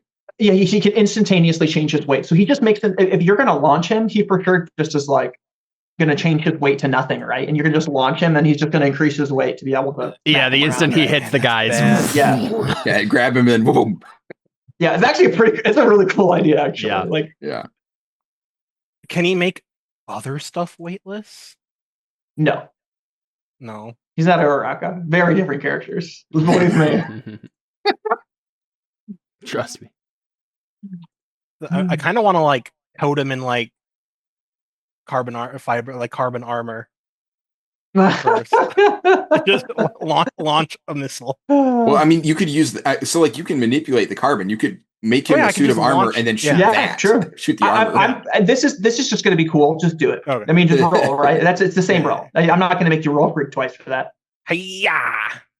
Okay, so 9. So you could spend a team and just say Weightless is awesome, and he gives you the idea. Do we have no, another team? team's gone. Yeah, team's gone. Well, so we're Except fighting now. Right now, you would be joining as a team, right? Yeah, that's true. Like We're all here. Bastion, Palladium are there now, so you're all engaging as a team. Go ahead. Powerful enemy. Let's do the frickin'. Where's the? Do the game. Yeah, do the game. Here's peripheral moves. When you enter battle against a dangerous foe as a team, add 2 to the team pool. If the leader has influence over every teammate, add another team. I think it's weightless in this instance. And he's an adult, so he automatically has. He's a teacher, so he automatically has. Perfect. Yeah, so that's one. So the leader has to influence everyone in the team, right? Yeah, that's everybody. Did you take influence away from him? No. I'm just saying that weightless. He doesn't influence weightless. If you're including weightless in the team, then that's no. Who's he? Weightless. Palladium's the leader. I'm not the leader. I'm not the leader here. Is what Connor's saying. Well. Yeah, I suppose it depends on what it means, right? Just because when you enter battle against a dangerous foe as a team. Yeah, last time we decided the team leader was Echo, not Palladium. Okay. I mean, I guess that makes sense. So in the narrative, weightless is the team leader. Yeah, but mechanically, obviously, I mean, as a game, right? Sure. I'm fine with it being weightless. He's just immediately going to be like, "Hey, get out of here." I mean, there's a question for that though, right? Okay, so if everyone has the same purpose in the fight at another team, you guys do not have the same purpose. Is everyone's purpose to murder the bad guy? Kind of. Mine isn't. Right? Yeah. But I guess Palladium's isn't, right? But mine isn't. Weightless's purpose in the fight is different than your guys's. I guess it's close-minded to that, right? Because Weightless doesn't want you guys here, right? But that's a different question. Yeah, the purpose is to beat the bad guy, right? You're off balance. Yeah, the purpose is the same. Yeah, I would say the purpose is the same. I think. Yeah, so. I don't want to cold-blooded murdered him, but if the question is, do we want to beat him? Sure, that's fine. If any team member mistrusts the leader or the team, remove a team. I don't think that's true. No, I don't think any of us mistrust him, right? I mistrust him because there's 2 of them. What's that about? Caleb, can you bring back the shield? Because I think there should be 3. Oh yeah, sorry. Oh, you got to undo stuff, I guess. Yeah, well, that's not working here. I'll just. He's undoing all the alterations. Yeah, I thought it was going to be the last thing I did, but it wasn't. We got 3. I'm using 1. So we got 2. Yep. So go ahead. Well, there's some more to it, right? We got 3. Nope, that was it. The last one was if you're ill prepared or off balance, remove a team. So you would have had 4 otherwise. Yeah. So I removed 1. Yeah. Okay. So now you have 2 because Bastion's going to use it. Oh, and I mean, weightless is just being cool. But can I say that weightless tells you, Bastion, when you're done launching me, give me some armor. Is that okay? Or does that take the moment away from you? Okay. No. I like that. Yeah. All right. And Bastion's like, I can do both, and then he makes armor and launches the armor. And then I give him drills for hands. Oh man. Bastion's extra. I love it. So I think whatever you do it. I mean, you can't. The drills won't be spinning. They won't drill. Yeah. Well, I don't know if you want to do that. What's going to hurt more, being hit by a pointed drill bit? Right. Yeah, but you're getting spikes for hands. Yeah, you're right. So it doesn't. Yeah. So, but I think as you launch weightless though too, I think he says, "Now get out of here!" And right. You launch him into the air. And you succeed at the free roll, right? So you launch him in the air. Weightless intercepts. Goodness gracious, forgot his name already. Reaper. And we get this slow motion scene where Weightless is about to just totally clobber stomp his skull in with a spike, and then Reaper becomes an ice statue and appears behind Weightless. And underneath of him, we see a salt form in the form of a spike, and he stabs it through Weightless, pulls it out, and throws him back down towards you. We can't do anything about any of that. I think it happens instantaneously. Well, so here's a question. Sure. What did Bastion's freak accomplish then? What did he actually succeed? Launching him up into the air so that he could intercept him. Okay. So But he didn't actually intercept him then. Well, he did. We did. It just didn't help. He did. He just none of my rolls. It got intercepted and then instantly fumbled. Right. I understand that this guy's probably the most dangerous villain we've ever fought and everything, but that's where I'm going. That's what I was just about to say. Is the situation here is you guys are trying to contribute to the fight and are realizing you guys are completely outmatched. That's what I'm. Right. That's what I'm. Remember, change your tone. You guys are realizing your sidekicks. I feel and like you're up I against Reaper. would maybe have just not had Bastion roll then. I would have just said, yeah, you do it. And then, oh no, he gets stabbed. Because like, Well, I feel like... okay, that's a fair point. Right? It's fine, because I mean, we've set the precedent before, like, if you're going up against something insurmountable odds, even if you roll a 10, you get curb style. Yeah, but that's what I'm saying. The only time I shouldn't have had you roll. But let me do this instead. He doesn't get stabbed in the torso. He gets stabbed in the arm and gets thrown back. So way less of a detrimental effect. Let's do it that way. And if we want to honor the fact that Jared succeeded, he's wearing armor. Yeah. So maybe instead of being injured, he's armor. There you go. Yeah, he's not. Yeah, that's true. Yes. Well, no, that's what happens. He tries to. Yeah, he tries to stab him with the spike, and it breaks off on the armor. Right? Forgot. Yeah, it breaks off on the armor, and I completely forgot what you just accomplished. Yeah. So I was like, feels bad, man. And I think it does. Because we did have. I think he goes like. Sorry, I was gonna say the only time we've ever had somebody do or prepare to do something where Connor was like, to be clear, I've established there's not going to be a roll here. You're just going to get slapped. Was with the robot, right? So that is a thing. Yes, and we can use it. But yeah, I think there was still something. To if there's a roll and he succeeds, and I just completely forgot about the armor. Yeah, I'm stupid. Stupid. Okay, so he because you're 55 years old, Connor. That's right. I'm just trying to be whatever. It's just a meme. I think he tries to like stall spike thing, right? And it breaks on his armor. I think Weightless like realizes what's happening and then like becomes weightless again, and the wind just like takes him off, right? And well, I don't know if it would even. I could pull him to safety. I'm trying to think of this because this is all just happening in an instant. So I'm just trying to like, I'm trying to show that he's like, this Reaper guy is like, fast. Maybe if I was weightless, I would grab the statue and try and wail on him with it. So maybe he does that, and then the guy. 100%. Yeah, he grabs the statue and whips it around, and ends up just slamming into another ice statue. Yeah.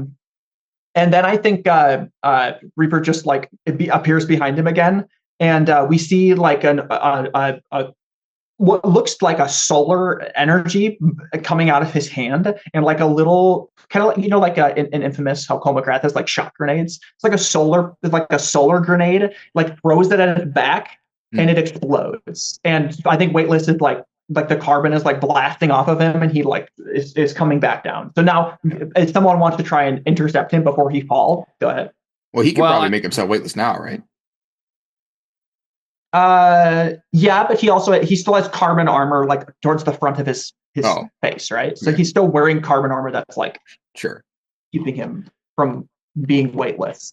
Yeah, right? I'd like to do something because I haven't done anything yet in the fight. Yeah, go ahead. But I'm not entirely sure what that would be. Yeah. Maybe telling me to get Gem out of here. Yeah. Yeah. Okay. Where are you right now? Like, I know you went up in the air, and then you came back. Like, what happened? I'm on the ground again. You're on the ground again. Okay. Swap places with one of the illusions. Oh yes. Okay. Yeah. I think that's what I'll just say that first off. I'm just like, left wing. Can you teleport? Do you know this is my sister? Does it matter? I think I do, but I don't remember. I think we had this conversation before. We decided you don't. Okay. Yeah, I think I we just went say to the same school, but there wasn't any reason I would know her. Yeah, I say, left wing, can you teleport her out of here, please? And I just point to Gemma. Civilian. Okay. Well, I wouldn't teleport her somebody I didn't know anything about to our secret hideout. So I wouldn't immediately reveal this is my sister. But no. Yeah. You can maybe press me or just be like, well, I'll probably just try and think of something else, right? Like. Like just a classroom. I mean, the desk I sit in the classroom every day. Yeah, right. And maybe left wing is like, I don't know if I can do this, but then you're just like, oh, I don't know this girl. She means as much to me as my desk. Well, I mean, they're probably a similar amount of total mass. Anyways, maybe left wing is like, wait, how much do you weigh? And she's like, excuse me. Never mind. I think it'll work. Okay, cool. So that can that just happen? I would say definitely roll at a. Okay. Oh, I would say he has to roll at a -1 for this. Okay. Well, my desk never moves, right? But I think we decided it could. It could. 2, this is a different. Like, it's not like a statue or a mannequin like it was before. Yeah, that's true. Sure, yeah, it's maybe and you've never less done this with another person also far before, away. only with yourself. Actually, Right. that's not true. You did it with reflection inside of Shatter once. But I think it makes sense that this is generally a yeah, I think it's fair. It's also like not somewhere I've been recently. Yeah. So it's fair. I think it makes sense. Oof. I mean, it works. Note I guess. to I guess it wouldn't self, matter anyway. 5 more of those dummies. Yeah. Yeah, right. Yeah.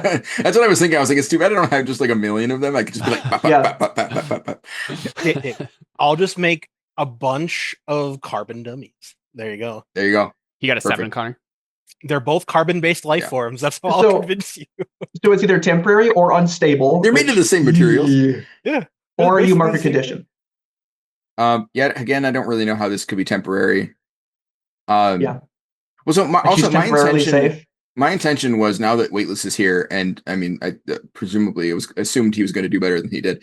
I was going to start moving other people too. Yeah. So maybe, is that cool? Can I do this with multiple people and say, like, saying it's temporary would mean I couldn't, but I just take a condition and say I could? Does that work? I'm basically just going to swap out a bunch of desks for a bunch of injured people here. I guess that's like, can I extend it and then take a condition and have it apply? Because that was kind of what I was going to do, but I didn't want to cut in on, since Palladium hadn't gotten to do anything yet. It's up to you. I guess the question is, like, can the roll ride it to some other people? Basically, I want to shift my attention away from fight and do that. Let me say, gee. It's fine. I'm trying to decide, like, how many. Yeah, sure. Well, because my thought was that pick 3. Pick 3. Gemma included. 55? Yeah. Is your Gemma 2 random people, or are there any? Did I use that right, Caleb? What did you say? I said, can he teleport 55? Yeah. Pick 3, including Gemma. Okay. Who are all of the students here? Yes, all the students here as besides the ones that I said are dead. That looked the worst, right? I suppose it's safe to assume they're dead at this point. Okay. Well, from a player's perspective. I was hoping he had done something for him. Who's dead? Yeah, we'll talk about it later. You'll find out. A bunch of the New York students. Well, there were 5 New York students that Left Wing saw looked really bad, and 2 of them that he saw looked. 3 of them that yes. Are these the same ones that he looked at? That Reaper. Yes. Okay. Yeah. I just didn't realize that they were like.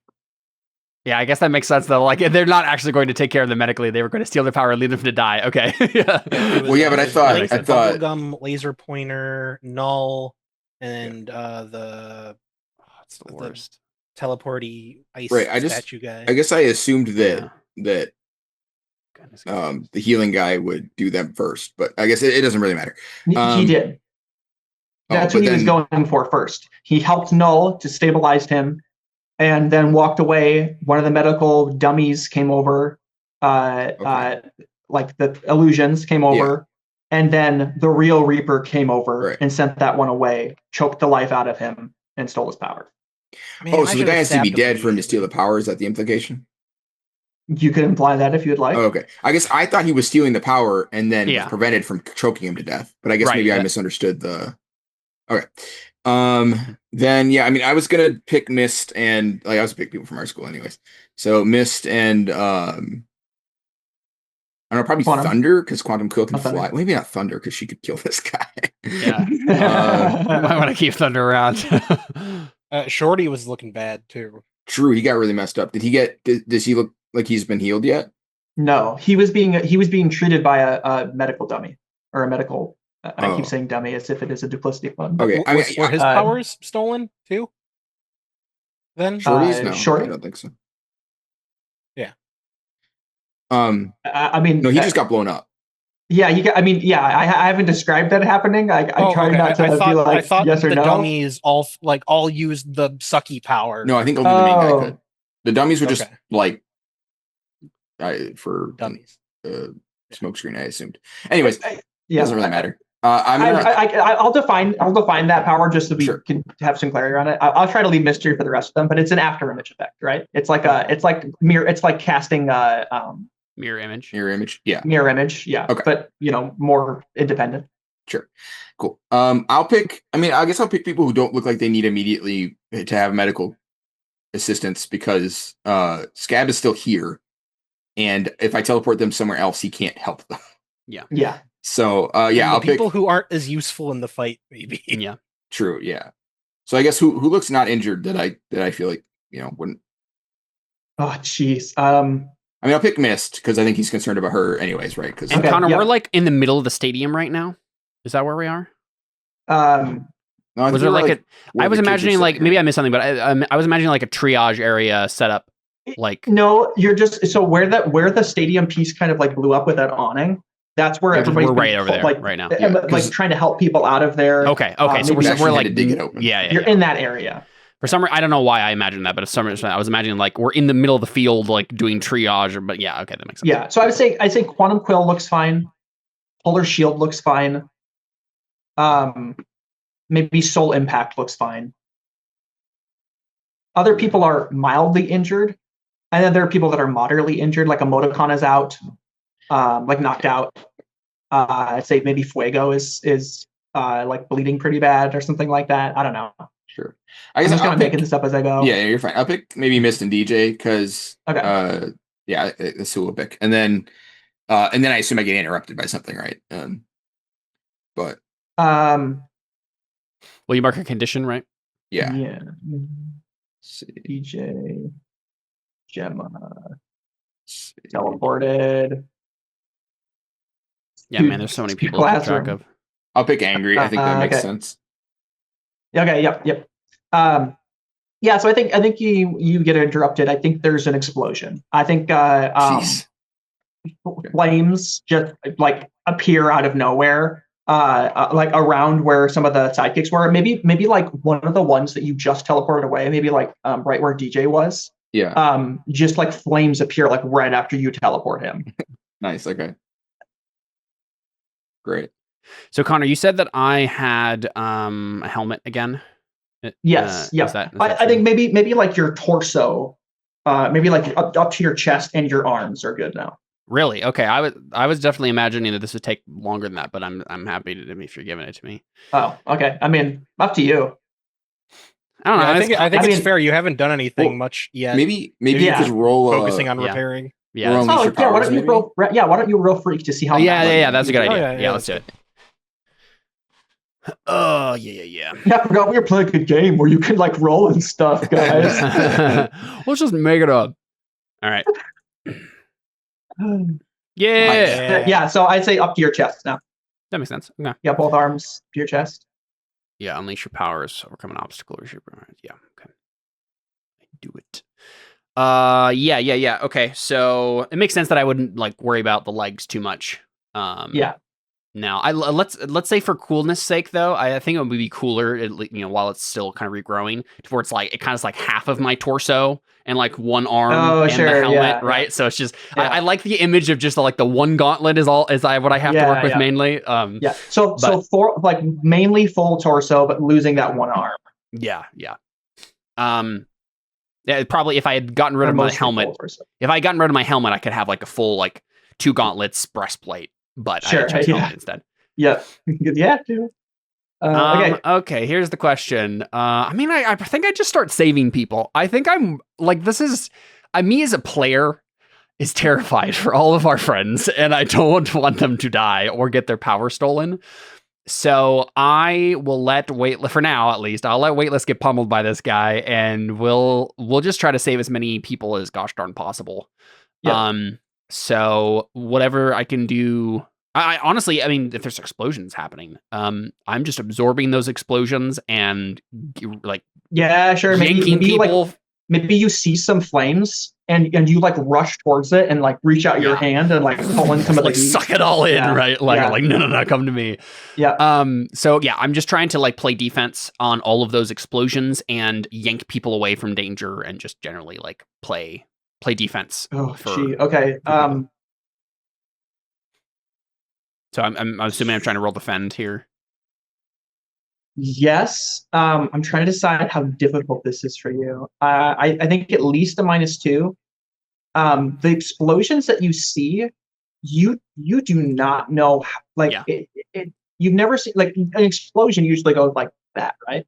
Like this explosion is like you know what I mean? Like it's like someone controlling the explosion as it's exploding. And so you're like, what is going on? But it's still heat that I can absorb? Yes. Is the main thing? Okay. Yep. Okie dokie.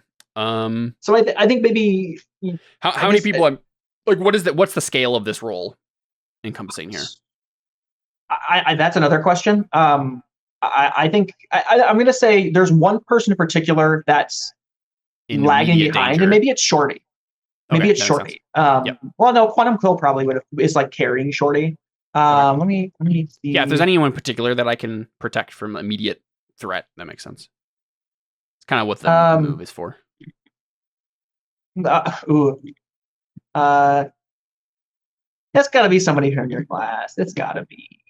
Let's say it's Iceblade. Let's say Iceblade is like lagging behind. Maybe he's got like a piece of rubble that like slammed into piece of shrapnel. Maybe shrapnel. Let's say shrapnel in his arm, right? And so he's like he's slower than some of the other people are, and maybe even then he's like I'm gonna say he's helping Reflection. I'm gonna say he's helping Reflection out. She's moderately injured. He's moderately injured, and he's like kind of bleeding and holding her. And I'm moderately injured. You're moderately injured. like the Icewind Dale scale, right? You know. That's how I think in my brain. Right. Yeah. I was imagining because we had the first time we got these two characters he was like trying to flirt with her and being like, yeah, you're hot, and so I just you're moderately injured, I'm moderately injured, together we're moderately injured. Power couple, moderately injured couple. So basically there's like a big explosion that's going to threaten them, and I can absorb if I I think you see like some of the explosions like I don't know the word, like kind of snaking maybe. And you're like, oh, I think it's going after this person. And so, but roll with a -2. Oof. All right. Let's see if I have any things I can do here.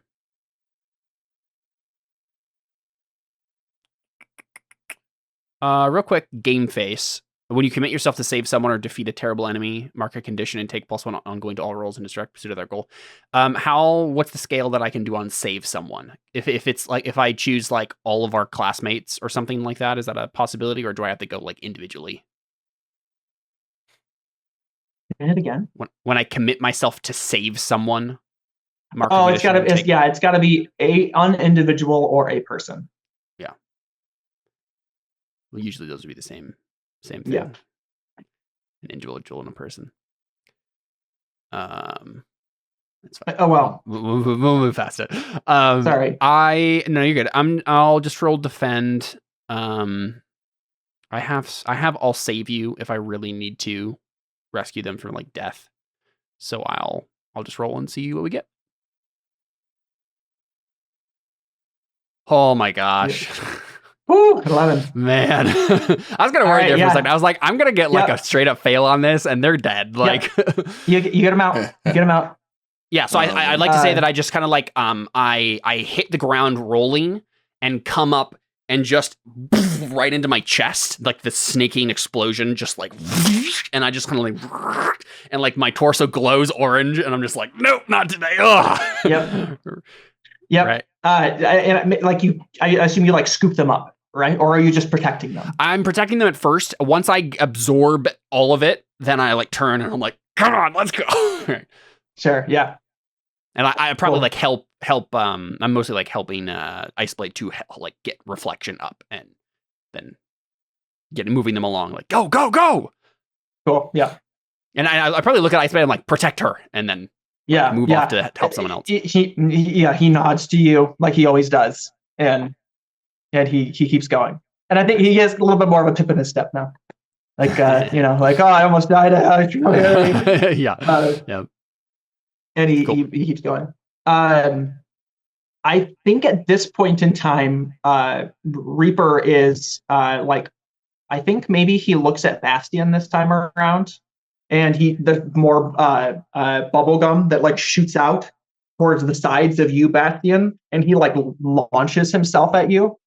And I think I assume, I guess, how would you react to that? He's launching straight at launching me. himself straight at you. I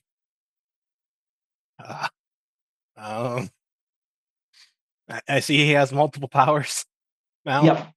Well, as long as you, I mean, I guess it seems way. I saw like some people the have ice statue, and I saw the bubble gum. That's true. Yeah, you have. I mean, yeah, you have to be like, those are people I know's powers. Like, what the heck? So he theoretically has an undetermined amount of powers. Yeah. And I'm sure that left wing is like, don't let him touch you, because I don't know that they have to be dead, right? So sure, I'm like, don't let him touch you. What's the ground made out of? Is it ground? Well, you're on run of the mill ground, right off the factory. It's the stadium, I think. Still, right? I mean, you guys are in the like seating area. You're like the seating area is not like he didn't like temper it to not have any carbon in it.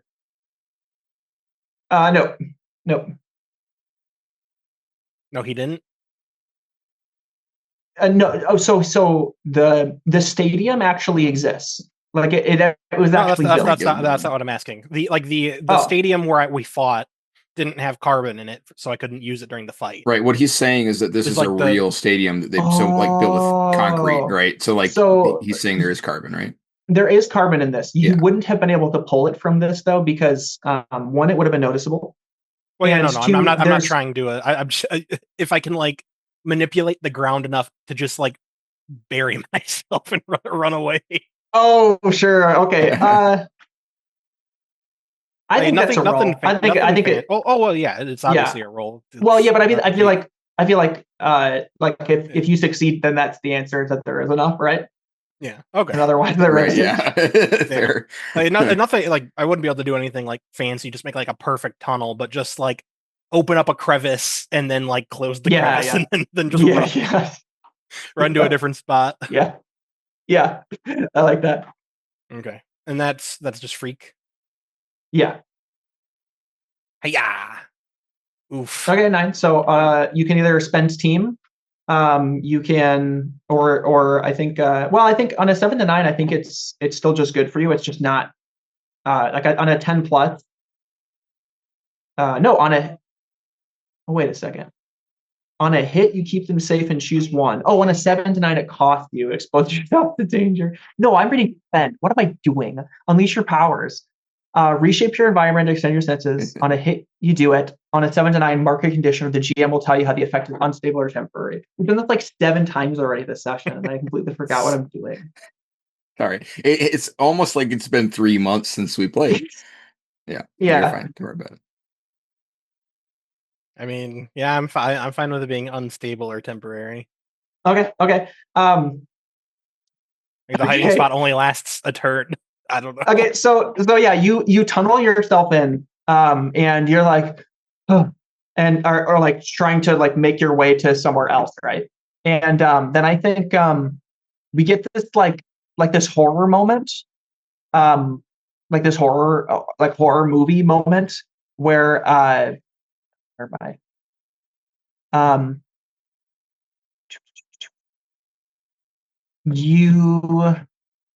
Where is it?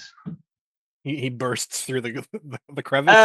Yeah, that's what I'm trying to figure out how. Okay, my list of powers that he has. Mm-hmm. And if it would make sense for him to just continue to come after one source of power instead of the juicy buffet he's got up there. Well, I think the scene that you get is I think like you're starting to move, and there's a salt spike that like slams in through the concrete, and I think it lands super close to you. Mm-hmm. I'm not gonna make this roll. It lands super close to you. It's like the horror movie scene where he's like slamming a spike in and like knows where you are somehow, and you're like, what the heck? And then it just stops, and you keep going on your way. And then I think the spike branches. It's a temporary thing. I'm going to take this a little bit longer. Okay. He keeps going like shooting spikes into the ground, and you're like, how does he know where I am? And like you try and like dig deeper, and then there's like an explosion of solar energy, and it like opens up the concrete, and you're exposed. And then he reaches out his hand to like do the classic like pull thing that he's done several times now, and then he gets intercepted by a hero. You guys have never seen this hero before. His name is Alter. Please, and he is one of the heroes that is here watching the tournaments. Please save us. We are saving. Nice. Thor's hammer action. Yeah. So he's like bigger. He slams into Reaper. And you see kind of like a little bit of like a Tempest heartbeat action where we get this shot of like this guy shooting himself past. I think Blefwing, you probably see it more clearly. Right. You just see like someone glowing blue in like the crowd, and then just like you see a bunch of like blue runes just like appear as he's running, and he like starts to like tilt forward as he's pushing on these runes that just appear out of nowhere. And then like supercharged kinetic energy punch Reaper. And I'm like, oh no, another bad guy. Flying. I steal his power. No, okay. Can you imagine? Yeah, I'm sorry, I interrupted. He punches. Leftwing's like, this is the moment where I become a villain. Yeah. I will kill the people. Prove myself to the Reaper. I don't think he punches him. I think he grabs him. Like right before he can pull him, he like grabs him, and you see this really kinetic, like this really weird like rune fighting technique where he is like bouncing his limbs off of this blue energy in like really unpredictable, hard to like understand ways where he's like changing the kinetic energy or like bouncing his limbs off of kinetic energy, changing the trajectory of his limbs like mid motion to like totally catch this guy off guard, and it's like slamming fists and legs into him, and then it turns into an ice statue, right? And he like punches through it, and like Reaper pulls back some bubble gum from like the stadium. Like you kind of like look over and you're like, oh, how did he get there? And he like pulls after him, and they like go at it for a bit, and then this Alter guy like gives him a good punch and like slams him into the ground, and then go ahead. Sorry, can I try and steal his teleporting power? Because it seems to be the one that's making it difficult for people to fight him. You're going to say that. Yep, I was waiting for it. So yeah, we can do that in just a second. I think now just go ahead and roll. This is a good time for it because he just got knocked down, right? Right. As that happens, Alter like turns. He like stands on like this one like row, and he turns towards the crowd and he says, "Sidekicks, civilians, heroes. All of you, I am Alter. My power grows by the belief of those. My power grows with the belief of those who are. How does he phrase it? I know what you're witness me. Yeah. The belief of those who witness me. The belief, the power of those who witness me. Believe in me, and I will be your salvation." I clap. Man, this is the new heartbeat, certainly. When he started that, I'm like, man, this guy is super extra, and then I realized it's because it's actually like he needs it for power. Thought he was just being like, I'm cool, and I was like, wow. Yeah. No, the thing is, we don't actually know that's how his power works. He could just be a douche.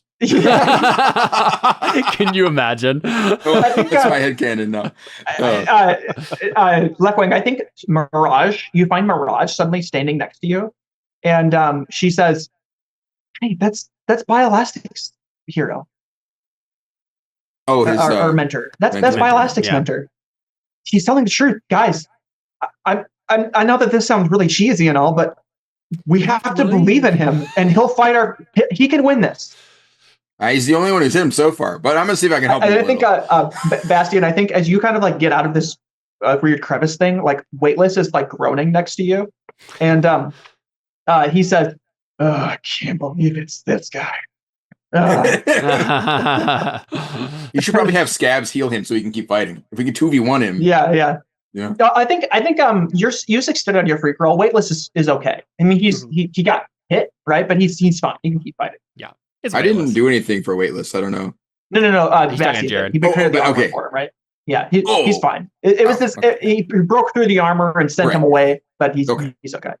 And then the last thing the altar says is "Journey before destination." Yeah. No, it doesn't say that. Yeah. Okay, so what did you roll your freak? Yeah, I got a 14. I don't know if there's any penalties, but it won't matter. So you didn't hear me when I said kapow? No, I didn't. Oh, I thought you were just goofing. I thought you were goofing about altar being like kapow. No, I was reading. Yeah, I was reading. Okay, so left wing, you've done that, right? You've taken that power. I'm gonna say, and I think as soon as you do, weird thing happens. Reaper turns and looks at you, and you get the feeling he knows exactly what you did. Sure. It's not like he's gonna lose his teleportation power and not be able to use it. He looks at you, and you swear, just like, how does he know? What is up with this guy? He looked at me just from like me sensing his power, so it's clear he's got some weird third eye thing. Yeah. I wonder if he stole the power steal or sensing thing from the other teacher. I'm just kind of assuming he's killed everybody you've introduced at this point. Yeah. Anyways, this is exactly why I made him this way. Yeah. Now you guys are like, what is this power? Do I know this power? Is that right. Did I kill that guy? That's pretty effective. Yeah, cool. I think we just assume he's killed everyone we know and love until proven otherwise. Anytime it would be really convenient for him to have a power, I'm just going to assume he's killed that person already. Yeah. All right. So another thing's going to happen. The explosions that were sounding before. Yeah. All of a sudden, like one is starting again and then just like stops. And you see another hero show up. Also, this one's a hero. Alter is a rising star. Just in case you guys are hero nerds and would know that. Maybe not. Maybe you would. This is Pendrillium. Oh, I hate that so much. Oh, no. This is Haunting Harmony's mentor. Oh, that's appropriate. They're both terrifying. Yeah. I don't like that. Oh man. I think you see like Dynamo like lift up into the air with Japan. Dynamo like lifts up into the air with what doesn't look like an octopus tentacle, more like a jellyfish tentacle, and it starts to like electrocute Dynamo, and then Slipblade slips out of nowhere and slices the tentacle off. No. And so she's like an octopus, right? She can grow back. Well, I think you see like that tentacle start to like branch and grow into other tentacles. Oh, like wow. Not even from her arm. Like you can't even see her yet. That's wild. And it starts to like branch and grow in different directions. Gross. Yep. I don't like that. This is my least favorite thing so far in this entire thing. It is the most disturbing so far. Yep. I'm actually kind of impressed you got ChatGPT to do that for you. I know. I mean, it was cursed. A one-off, man. It's so cursed, but I have no idea how you guys did it. Yeah. Okay, so I'm just kind of setting up these different scenes. Yeah. And now, what are you guys going to do? As sidekicks, how are you going to support these scenes? Yeah. That's where I'm going. Yeah. Are we relatively close together, or are we still kind of spread apart at this point? Relatively close together. Like we're like both. We're all still standing in the. You know what? Let me create some conditions too. Let me put on. Can someone make just 3 squares? I'm gonna do some buy time conditions. Sure. I assume I've already marked one of those by stealing his power, right? Yes, I would say so. Yes. Yeah. You and we'll do it. Palladium are near each other. Both scenarios or not, or just one? What? Sorry. Should I do that for both scenarios or just one? I think the same actually. We'll just do one scenario. Just 3 conditions total. It's up to you for these 2 scenes. It depends on how 3 conditions each or 3.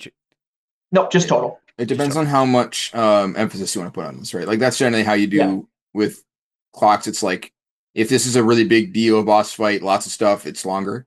So, and I mean that sort of feels like a big deal. So it's up to you, I guess, how you want to do it. But yeah, we'll keep going. Okay. Yeah. So Jared is, I think, still on his way over, if I remember right. I'm right next to where Weightless got slapped, and you two are kind of by. Right. And we the 2 of us went off at the beginning, a little bit. We were halfway to the other village. But you must have come back if Reaper was attacking you.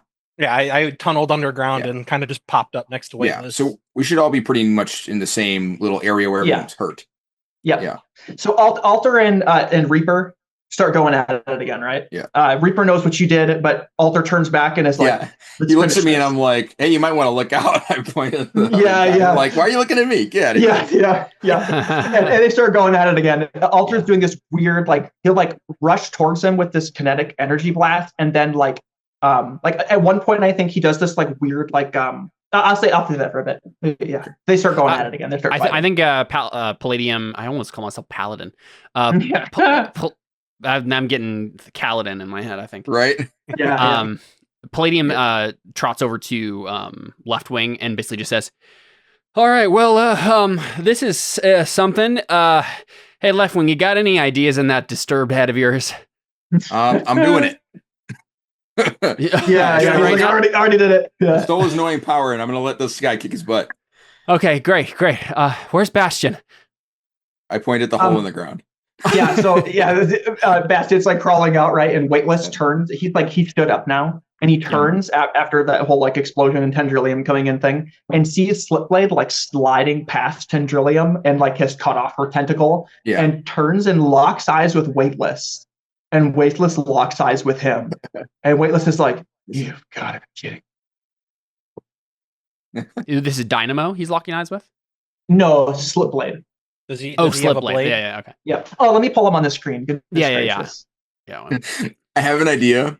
I was like, I only see one other villain on the screen there. It's true, David. I won't do it. Yeah, I know exactly what you're going to say. But I want to be Weightless, like punch me in the face. And then I'll have him swing and then swap places with the guy right as he does it. But I know that would be the one time I'd fail to roll and he'd just clock my head off. Somehow I doubt Weightless would go for it. Does Slipblade have a blade? I don't know. He does. Yep. I mean, he kind of dumb. His full image, if you can see on his like character sheet. Can I do that? No, I just bolted his token. He has the blade in his full image. I make Weightless a sword, and I just clap him on the shoulder. Good luck, man. Yeah. You clap him on the shoulder with that is a stump, and he has the one sword in his arm. I think he turns and looks at you, and he's like, ugh. and he like gets into a fighting stance with it, like he doesn't want it, but he's going to use it anyway. It just occurred to me that when you gave him armor with spikes on it, you actually gave him the ability to fight with his other arm. Pretty cool. Dude, yeah, maybe you should do that instead. Give him a fake arm. His other arm with carpet. Prosthetic. Yeah. Is Bastion rolling here? I feel like you'd have to stab that into his arm, though. I don't know if you'd like it wouldn't just stay there unless you're constantly holding it. You would have to. You know, the two of us are going to fight the whole time, and I'm just going to puppeteer his arm. You just have to build like a brace to hold it, right? Like maybe if you imagine like a Uncharted style, like that makes like a harness or something. Yeah, it'd probably have to be literally made your hair. Yeah, you can just tie it on. Or that too. Yeah. Is he rolling to do this? Is Bastion like gonna suit Weightless? Yeah, if you want to, go ahead. I mean, we all have a thing to do like in the fight to like assist because we're we're scrubs. We can't pick a hero as a sidekick and help him out. Left Wing did his thing. Yeah. So I guess I'm helping. Do I have to help Tentacle Girl now? Nose goes. Sorry, buddy. It's hard. we beat you to it. Unstable or temporary or market condition? I'll mark a condition. I'll pick the one I mark. I'm putting my kid to bed. Okay. Yeah, go ahead. But yeah, making it look like he has just like an arm with armor, but when he's fighting, it just does like erratic things to catch Slipblade off guard. Okay, yep. So I'll start describing how Weightless and Slipblade fight. So Slipblade, in power is like this. He's creating this frictionless environment, and he just slides along it, and he controls it, right? So, but Weightless can instantaneously change his weight, and so it's a weird fight. Very haltering. Yeah, very haltering. Yes, absolutely. Where like Weightless will like throw himself into the air, and then like try and land and like crush Slipblade, and Slipblade just like slips past him, and then when Weightless lands, it like what even happened? He like lands in a frictionless bubble. This fight is an iron compounder versus a edge dancer. Yeah, basically. Yeah, you're right. Literally. Yep. That's cool. Yep. Well, the thing is, Weightless lands on solid ground because he's still wearing carbon shoes. He would still land, right? But he's in a frictionless environment, so he just slips away. But he wouldn't though, because I'm keeping him in place. Oh, gotcha. Yeah. Oh, stabilizing him. Yeah, that makes sense. Yeah, stabilizing him. Yep. So he still stands in place, and then I think Slipblade turns and tries and slides with his sword, right, and takes away the frictionless bubble. And then I think Weightless just puts up his carbon arm, right, and it lodges into the arm. And I think Weightless just goes and gives him a big punch, but Slipblade just literally just glides past it and just slides away. And that's kind of the exchange we get. Nice. It's like a stalemate. So Palladium, what are you gonna do for Tendrilium? Well, so Tendrilium is fighting Dynamo, right? Yep. Okay, I mean, let's be real. This villain was made to fight me. Sure, yeah. Just don't let him hit below the legs. So remind me what we know. What do I know about his powers based on? All you know is he makes explosions. Okay, first I'm gonna roll Superior and assess the situation to know how I can combat him. Figuring out his powers and stuff. Yeah. I'm gonna copy this, by the way. Oh, and that, I guess. Oh man. All right, here we go. It's a 9. We still have 2 teams. Somebody make an X. What is that gonna give me here? Superior. You asked one question instead of 3, or 2. Probably not worth it. How can we best end this quickly? Is probably the easiest thing to ask here. Oh, also, I got a +1 on getting Gemma, but I don't think I had to roll for anything. Okay, I guess that just goes away. I guess I could have rolled that with a +1, but I didn't need it. I didn't think you needed it. Yeah. So. Okay. I don't know if that's normally how that works, but... So, Connor, I'm asking, how can we best end this quickly about the fight between Dynamo and Tendrilium? How can I end this quickly, right? Yeah, the answer is that Dynamo blows you up. That's how you best end this quickly. I mean, kind of, yeah. That's the fastest resolution. Basically, Palladium, your thought is, if I can absorb just one blow, Tendrilium can get in with a tentacle. And I think the way that you see the fight is Tendrilium is just making all these tentacles, right? The Dynamo is just exploding them as she gets close. Of course, yeah. She can't get she just can't get in to grab him at all. And I think she's she's grimacing, and almost at one point I think as you get in close, I think she's screaming in pain as she's probably doesn't feel good. Yep. Okay, so is this easy enough to coordinate even if I can't just tell her what I'm doing? Is she gonna fall into step where if I just leap into the way and absorb the blast, is she gonna be able to do what she needs to do, or do we need to communicate somehow? I think that's up to you, Palladium, as to what do you think Palladium would do? Do you think? Well, I guess you're assessing the situation. How would you best in this quickly? Yeah, I don't think you need. I don't think you. I don't need to worry about. I think you just do a physical cue, like you make sure that she sees you. She sees me. Yeah. Yep. And you nod at her maybe. So what about this? There's obviously are there still explosions going around, or was that all Dynamo? And now he's focusing on Tendrilium. That was all the only other one was the bomb, I think. Okay. Was she here while I was saving people and absorbing things? Or did she just arrive? Absorbing things.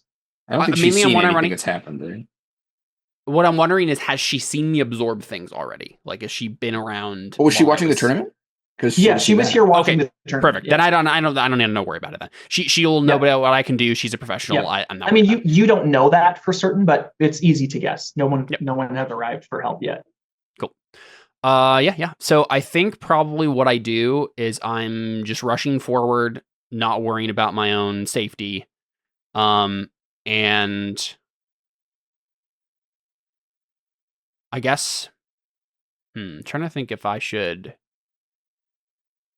Probably, yeah, given how this game works, I should try to do it in as little rolls as possible. So I think I just wait until, based on my assess roll here, I'm already waiting and watching the fight between them. And as soon as I can tell that Tendrilium is on the ropes and Dynamo thinks he gets too confident with he's I'm going to win this.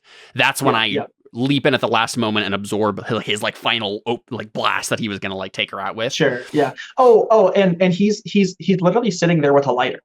As you get close, he's just and the flame will takes off in a like a snake. I don't know how a better way to describe it. You know what I'm imagining? I'm imagining the M. Night Shyamalan Last Airbender, where the firebenders couldn't actually conjure fire; they had to take it from the torches and stuff. Why? No, terrible. No. Looks way cooler here.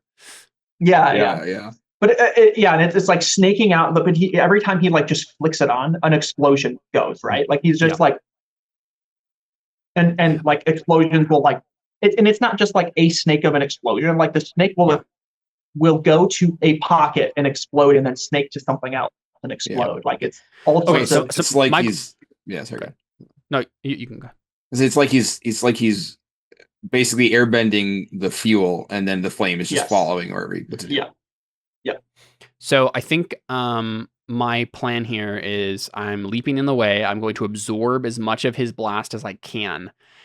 Even to the point where like if he tries to move it away, I'm absorbing it all and like sucking it in and like not letting it go anywhere, so that Tendrilium can and grab the lighter from him, right? Yeah. Is that something I can do? This is kind of an upgrade to my power. Can I roll Freak to be like, I am not only absorbing the blast that I'm like shielding her from, but then as soon as he tries to move it away, I just suck it in and I'm like, no, that's mine now. Well, no, I don't think that's really changing. As long as the flame is near you, you can absorb it, right? Like you're absorbing the heat from it, right? Yes. I guess you're saying if he tries to snake it around. If he tries to snake it around me, I think you're just reaching out and grabbing it. I don't think you can like pull it in, can you? Well, that's what I'm asking. I'm asking, can I upgrade? Can I roll Freak here? And I'm upgrading my power a little bit. And even if, because I assume that what's going to happen here is I'm gonna rush into the way. He's going to like when he tries to blast her, I'm going to absorb the blast. But if then he's going to pivot and just snake it around me and try to hit her anyway. And what I want to do is deny him the opportunity to do that. I want to absorb much that it can't go anywhere but into my armor. Basically, like, create a vacuum for the heat. And then, like, so it sucks it in instead of going where he wants it to go. Yeah, whatever that would take. And this is like Freak. I'm like trying to like use my powers to do some weird and like, I'm gonna say -2. Situation -2. Yeah, I just feel like you also don't have your legs. That's true. Yeah. So, I feel like the best. Careful not to get injured. Yeah. Well, that's part of the reason I'm doing this, though, right? Is like it's easy for me to absorb a blast, but that's actually not what I want to accomplish here. What I want to accomplish is deny him the opportunity to use his blasts in any capacity long enough for Tendrilium to grab the lighter from him. So, I almost want to say -3, but I'll leave it at -2. All right. It's heat. This is something he's pretty familiar with. Yeah. No, I'll leave it for now. Okay. I'm rolling Freak. I have a +3 on this, so it's a +1 total. Here we go. Yep, saw that coming. Oh. This is fine. You do what you got to do to me. I can't even. I guess there's 2 team, but I don't think anyone can help me here really. So even like Tendrilium maybe, but then there's no one else. So this take a powerful blow territory. Hit me. Yeah, I'm happy to take a powerful blow. Did you want to try and steal his lighter as the team? What? It should be Tendrilium and Leftwing. Leftwing is helping by stealing the lighter. I would, but I can't use my power while I'm stealing someone else's power. That's right. No, I don't want him to. You're AWOL. Okay, so you're just taking the hit. I'm just gonna take the hit. Roll to take a powerful blow. Do your custom move. Guy? This person's way more powerful than you. Yep. Is this propane guy? Yeah. Yep. Well, I mean, if you wanted to, Bastion could help you in this. Well, actually, to be fair, this guy's way more powerful than him. He actually has a move for that. Yeah, I'm good at this. I just want him to hit me. I'm fine. We'll leave the team pool for something else. Well, keep in mind you're not accomplishing the thing you're accomplishing though, too, right? No, you don't do it on it. It is what it is. But he'll be okay because I don't want to. I've literally burned. I'm the only one. I think Bastion spent 1 team. I'm the one who's burned through all the rest of it. So I'll leave. I mean, it's fine. You can use it if you want to. But nah. I'm good at taking powerful blows. Yeah. Okay, there you go. Yep. I feel like there's a joke in there somewhere, but I'll leave it alone. I was almost about to say gay. With Never Give Up, Never Surrender, which is what I'm rolling right now. When I take a powerful blow from someone with far greater power than you, use this move instead of the basic move. On a hit, you stand strong and choose 1. And I don't have to mark a condition because I didn't get to 7 and 9. So,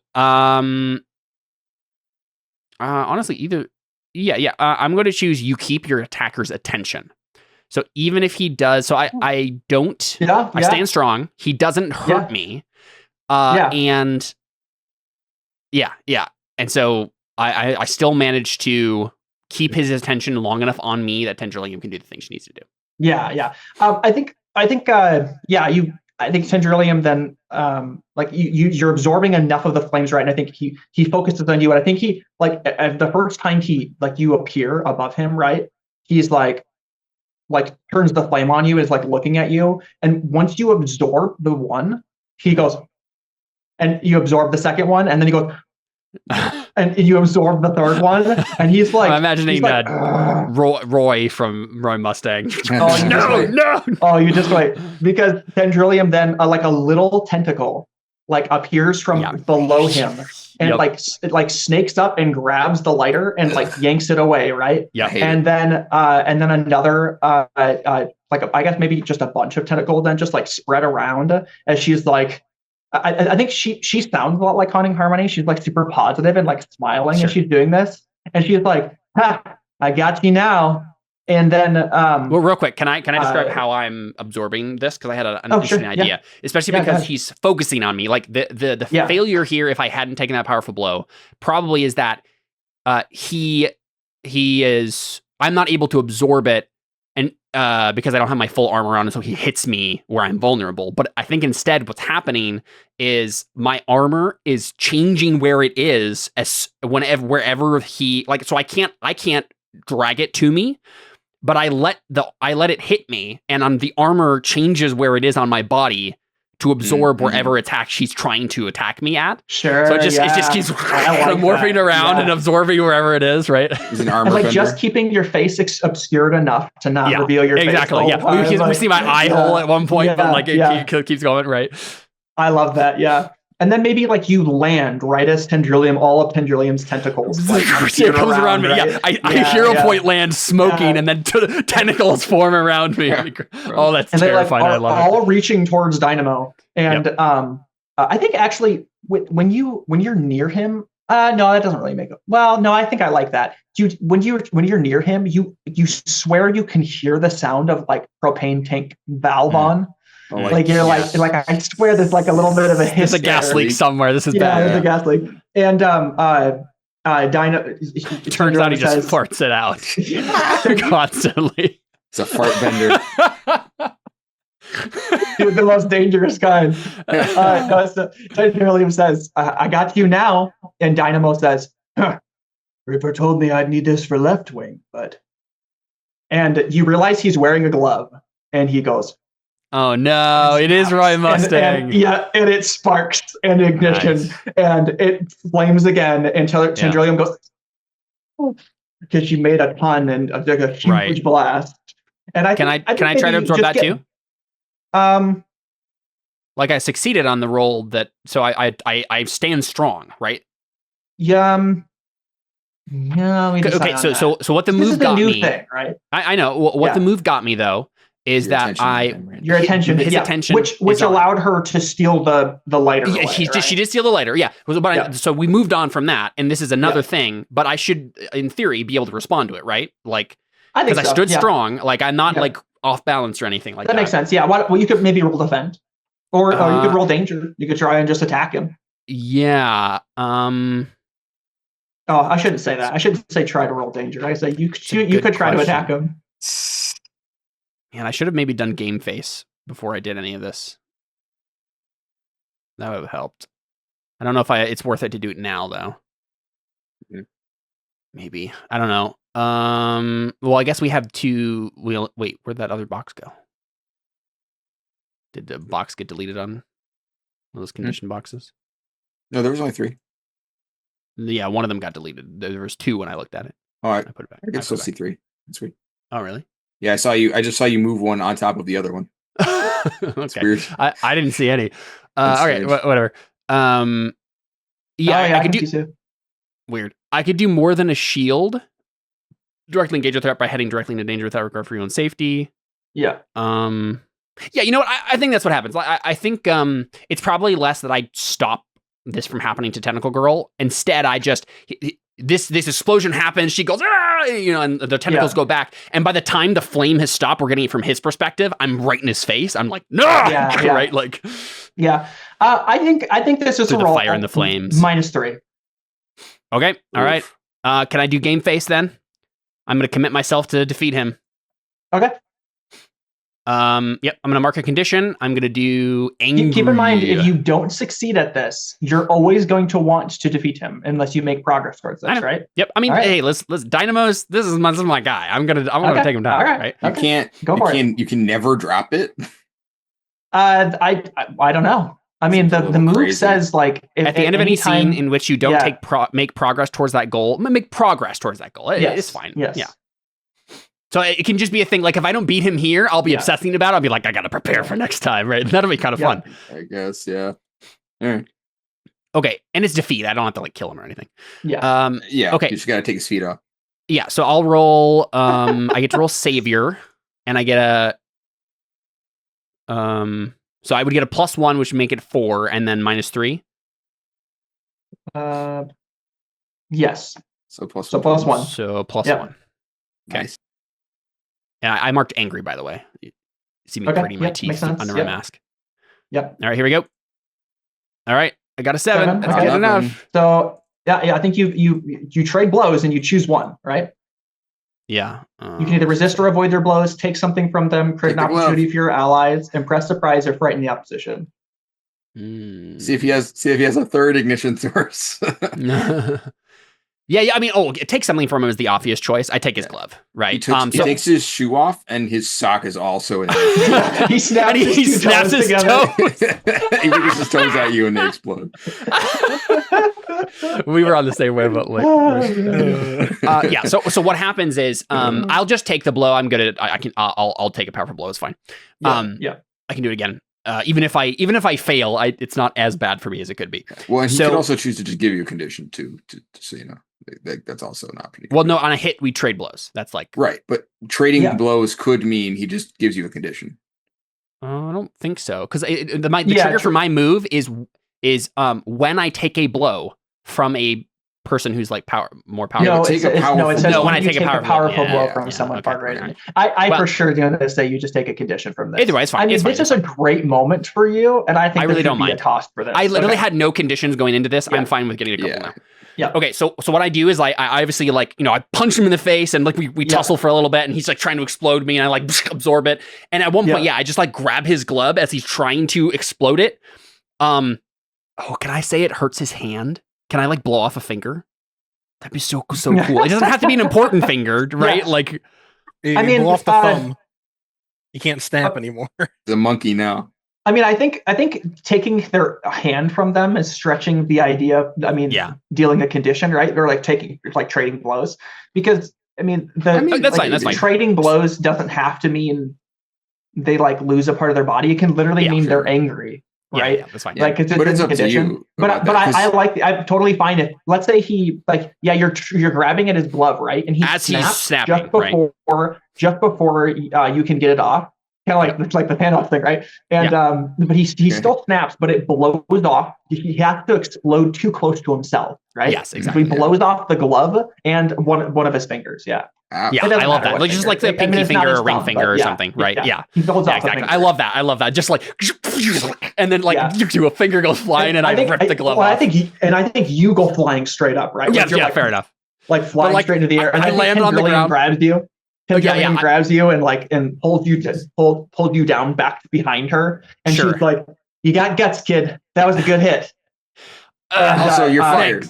And also that's a demerit. No, just kidding. I say, thanks, and then like I'm, the armor's smoking, and then I uncurl my gauntlet, and I have the glove in my hand, right? Like, yep.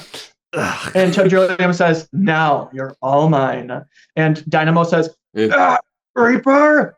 And we cut to Reaper and Alter's fight. And Alter is doing this really cool thing where he's, instead of going towards him and punching him, he's like purposely missing his punches changing his fist into a hand and then bouncing it off of a rune before his face and back slapping him. Slapping him around. Yeah. And he's like getting a bunch of hits in, and then Reaper like creates a bunch of salt in front of him and put some space between him and Alter. He can and then salt bend.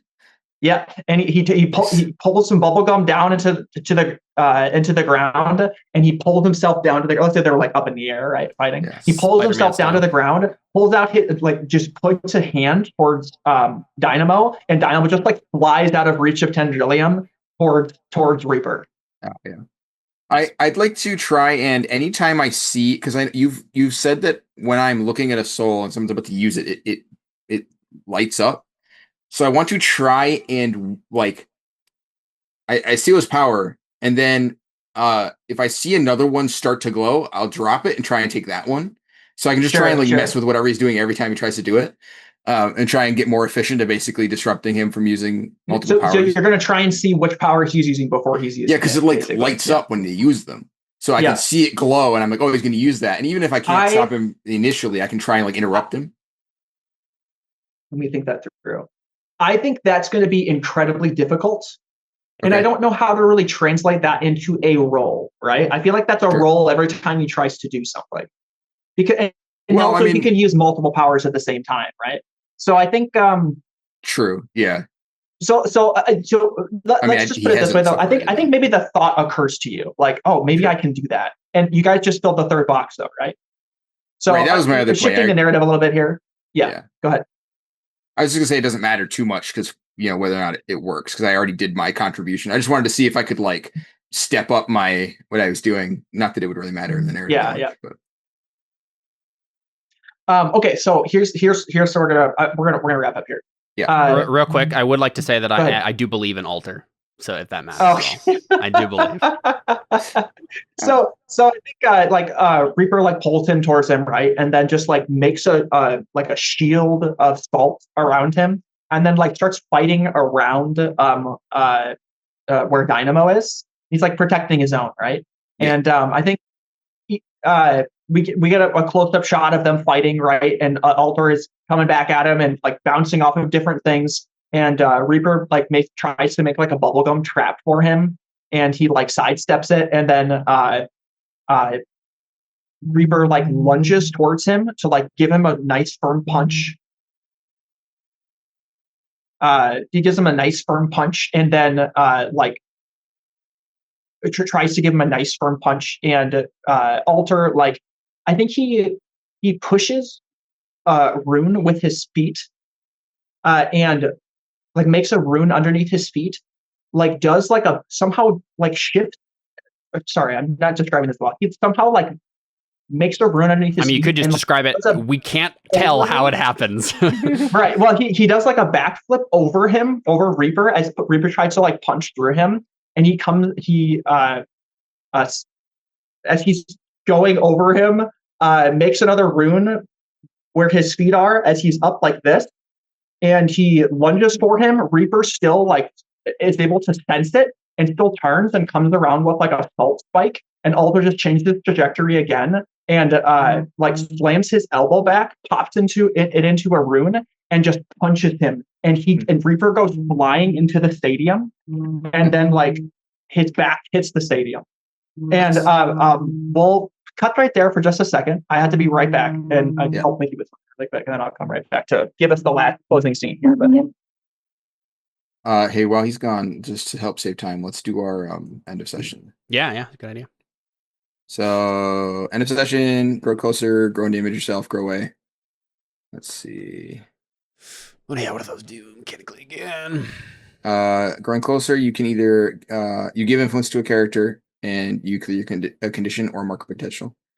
Growing and damage of yourself, explain how you see yourself and why, shift one label up and another down. Grow away from the team, explain why you feel detached, take influence over you away from another character. I am going to grow closer to the team and have 10 Tendrillium's a person. They already have influence over me. I don't want to do that. Yeah, pick a tendril my lady. Labels. That's the only person I can think of that I actually grew closer to, unfortunately. My labels are all where I want them to be right now. Yeah, you can pick your sister. That makes sense, actually. I'm surprised she doesn't have influence over you. I don't know if it makes sense to explain who made you feel welcome. I don't know if that. Well, yeah, I guess it's not. Yeah, that's true. You know what? I'll just do it. Whatever. I think what really did happen is I don't really have my image of myself is where I want it to be. So instead, I do give influence to Tendrilium, but she's already giving me influence, so she'll just switch my labels around. Right. I'll have Connor do that when he gets back. Who could I have influence me? Mark potential. Oh, man. Oh, wait. Connor never gave me another condition for trading blows. Might want to wait until he gets back. I think you pick the condition, don't you? I think you always pick it. Maybe. I could be wrong. But... Yeah, the only people that we got closer to were the adults who already have it. Right. What? Yeah. Oh, no, yeah. Sometimes the GM may tell you a specific condition to mark, especially after a hard move. Yeah. It's up to Connor. Oh, I'm pretty close to getting potential. Oh, wait. I don't think I marked potential. Wait, did I failed twice? Yeah, okay. I'm going to mark potential no matter what Connor gives me condition-wise or whatever, because I would level up then. Who are you going to grow closer to? Tendrilium. All right. But she already has influence over me, so she's going to switch my labels when Connor gets back. Okay, so I'm going to change my mask's label and add +1 to my mask's new label. Nice. There you go. So my superior is now at 3. And that is my label now. It's for mask.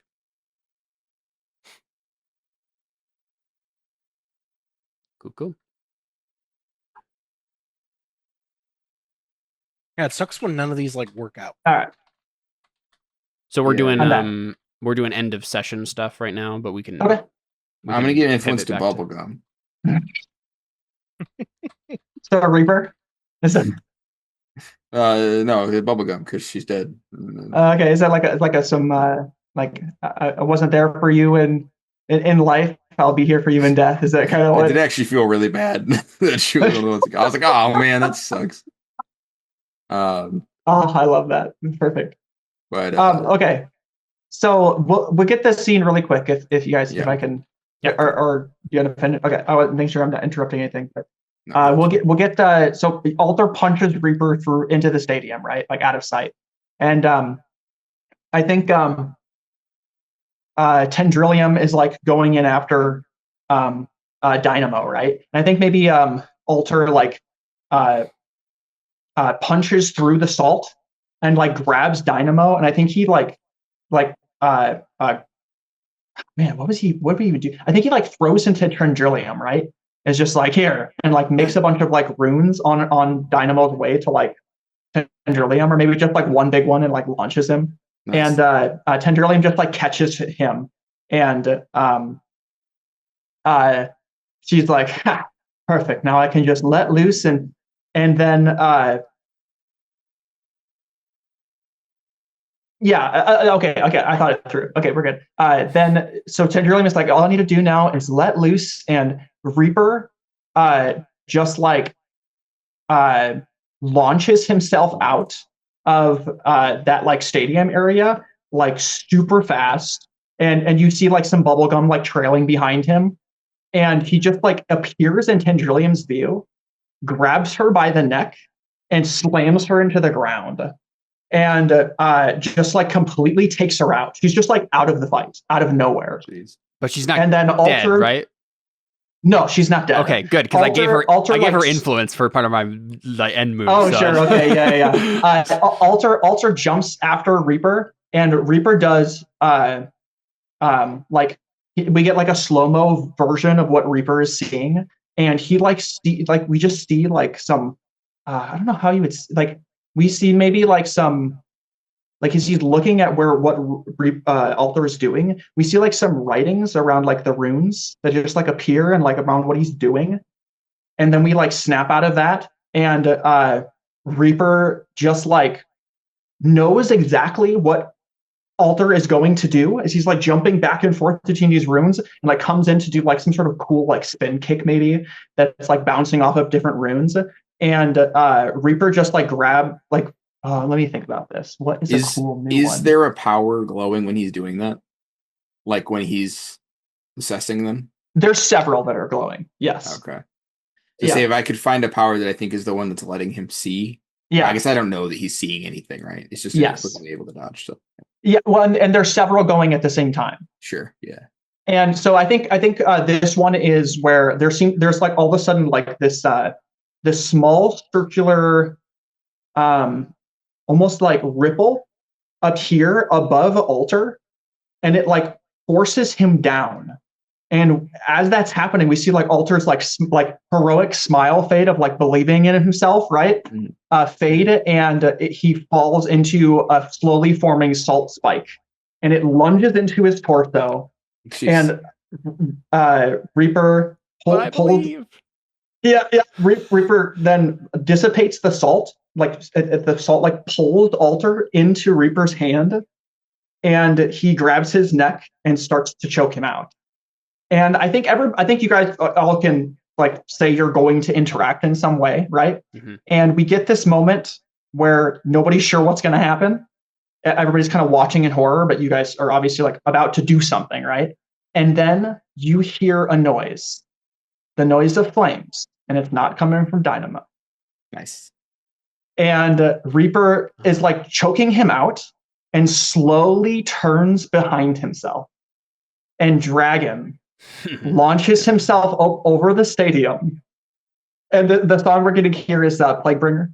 And he launches himself over the stadium and it starts like looks around and starts flying towards Reaper.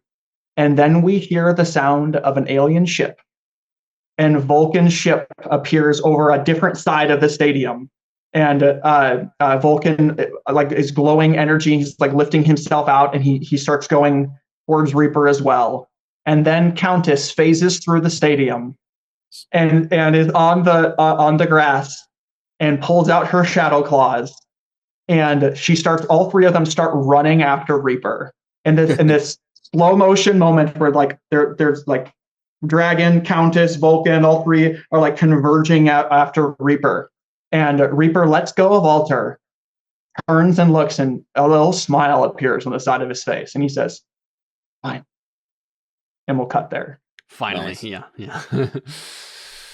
I see. He was just taunting this. He wants the Celestial Seven here to kill them all. Another thing, I think actually we'll get another tidbit there. Is the smile on his face is like kind of bleeding, like he like where he got punched, right? And it's like slowly is like healing up as he's saying that, and he goes, "Finally," right. And like maybe the smile appears where the cut used to be. Nice. Very good. Okay, for a second there, I was worried that like, wait, are they just gonna save us? That's lame. We gotta fight more. I was like, oh, okay, I see. This is what he wanted all along. Nice. Yeah. So that was just to buy. So that was just to buy time of right. Like making sure that your heroes aren't dead. Sure. And then we're moving on to the next phase. Yeah. Okay. Cool. Okay, so Connor, for my... And just to clarify as well, you guys succeeded at roll, so Alter is not dead, Pendulum is not dead, but they're out of the fight, right? Yeah. Okay, yeah. Otherwise, they 100% would be dead. They would have died if we hadn't powers. Yeah. That makes sense. Cool. Well, I believed really hard in Alter, so I'm glad that worked. So for my end move, Connor, I grew closer to the team. I had Tendrillium make me feel welcome. She already has influence over me because she's an adult, so she gets to shift my labels. I did get I marked my last potential before an advancement. I changed my mask's label to superior and increased it by 1. So we're officially at superior is my label now. Oh, okay. Awesome. Yeah, there you go. So I have a danger of -2, freak of 3, savior of 3, superior of 3, and mundane of -2. Up to you what you want to shift there, because it would be Tendrillium doing it. Oh, sure. Gee. Well, I think it's pretty clear that Tendrillium's going to increase your freak. I don't know if there's any question about that. Yeah, I think that. Well, it could be danger, but then what does she put down? she's creepy. That's why I said that. I mean, yeah. Yeah. I mean, whatever you got to do. I think it is. Yeah, I think it is putting freak up, which just makes you mark a condition. Get a condition. That's fine. No matter what she's putting down. Is it? It is. Let's see. Do you choosing that or? Actually, I think her as a person, she's a lot like Haunting Harmony. She's very happy and bubbly. Her influence on you as a person is definitely mundane up, actually, now that I think about it. And what down? Yeah, her being like, oh, good, I finally get to rip this person in half really made me think that she was a mundane kind of guy. Well, she smiled while she did it, though. Yeah. I mean, it's not freak down. It's not savior down. I don't think it'd be danger down. Superior down? I guess it could be superior down. That's fine. Are any of those locked? No. Only savior is locked. That's I think I might, for my next advancement, choose to lock that last label I get to lock. Yeah. But I don't know. I guess I could see it as being danger down. Well, danger down means I get a condition. Yeah. It wouldn't matter anyway. We'll just do superior. And then she's not like dumb, and she was being smart about that, and you were being smart about that. But she as a person, she's very happy and bubbly. She doesn't like to think that she's a very not conceited person. She thinks of others as better than herself. Also, fist fighting a guy who explodes things. Yeah. So maybe not the smartest. Yeah. Yeah, that's fine. I can always change it back if I need to. Yeah. I think I'm going to grow into the image of myself mostly because I can't think of any way to give influence to. I just already have it, and I don't want to have someone else change my lips. So, and I mean, this was also where we got the call back to whether or not he was going to be able to kill somebody. So I put danger up to 3 and drop mundane down to 2. Nice. -2. -2. Yep. Yeah. Makes sense. It's because I wasn't sure what else to do. Jared Bear? I didn't want to put savior down because Jared just put it up last session. I'll do the same thing, but with weightless. Okay. We were pretty chill the whole session. Fortunately, Connor, it doesn't matter what you want to switch because everything Jared has is locked. So, well, no, I immediately thought danger up and superior down. Okay. Are neither of those are locked for you? Well, no, I think maybe mundane would be going down. Weightless is the opposite of. Well, no.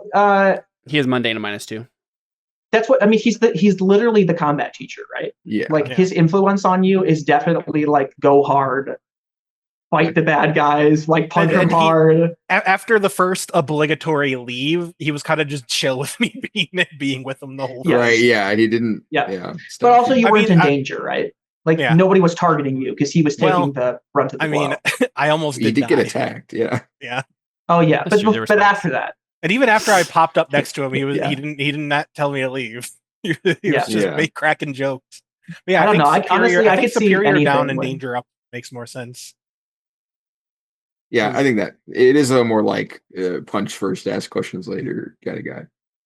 Yeah, not that he's dumb, I'm fine with that. I'm fine with that this time around. I mean, I don't know. I mean, I could see it freak going down even and danger going up. If he's punch him hard.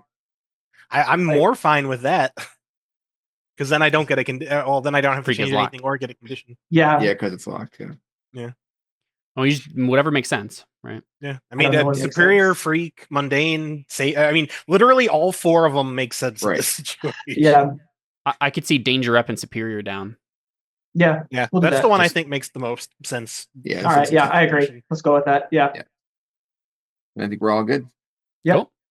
There you go. It's been Heroes in Training. Cool. Yeah. We're back, boys. Yeah. I have been missing our role-playing games for so long. Oh, absolutely. Yeah, too. Yeah. I guess we're not doing a locker show, right? Because no, I don't think so. Yeah, we'll just go. Oh yeah, I totally forgot about that. Just chat about anything you guys want to chat about. Let me know how you're feeling about the new season. I'm definitely shifting from you guys are the focal point of the fight to you guys are playing support characters in the hero's journey or fighting much more powerful heroes villains. Fighting, right? Yeah. So let me know if there's any way you want me to shift that. There's going to be scenarios that are, switching that back and forth. And I just try power scaling. That's where we're at. We're at power scaling. Yeah. I enjoyed using it in the power in a new interesting way.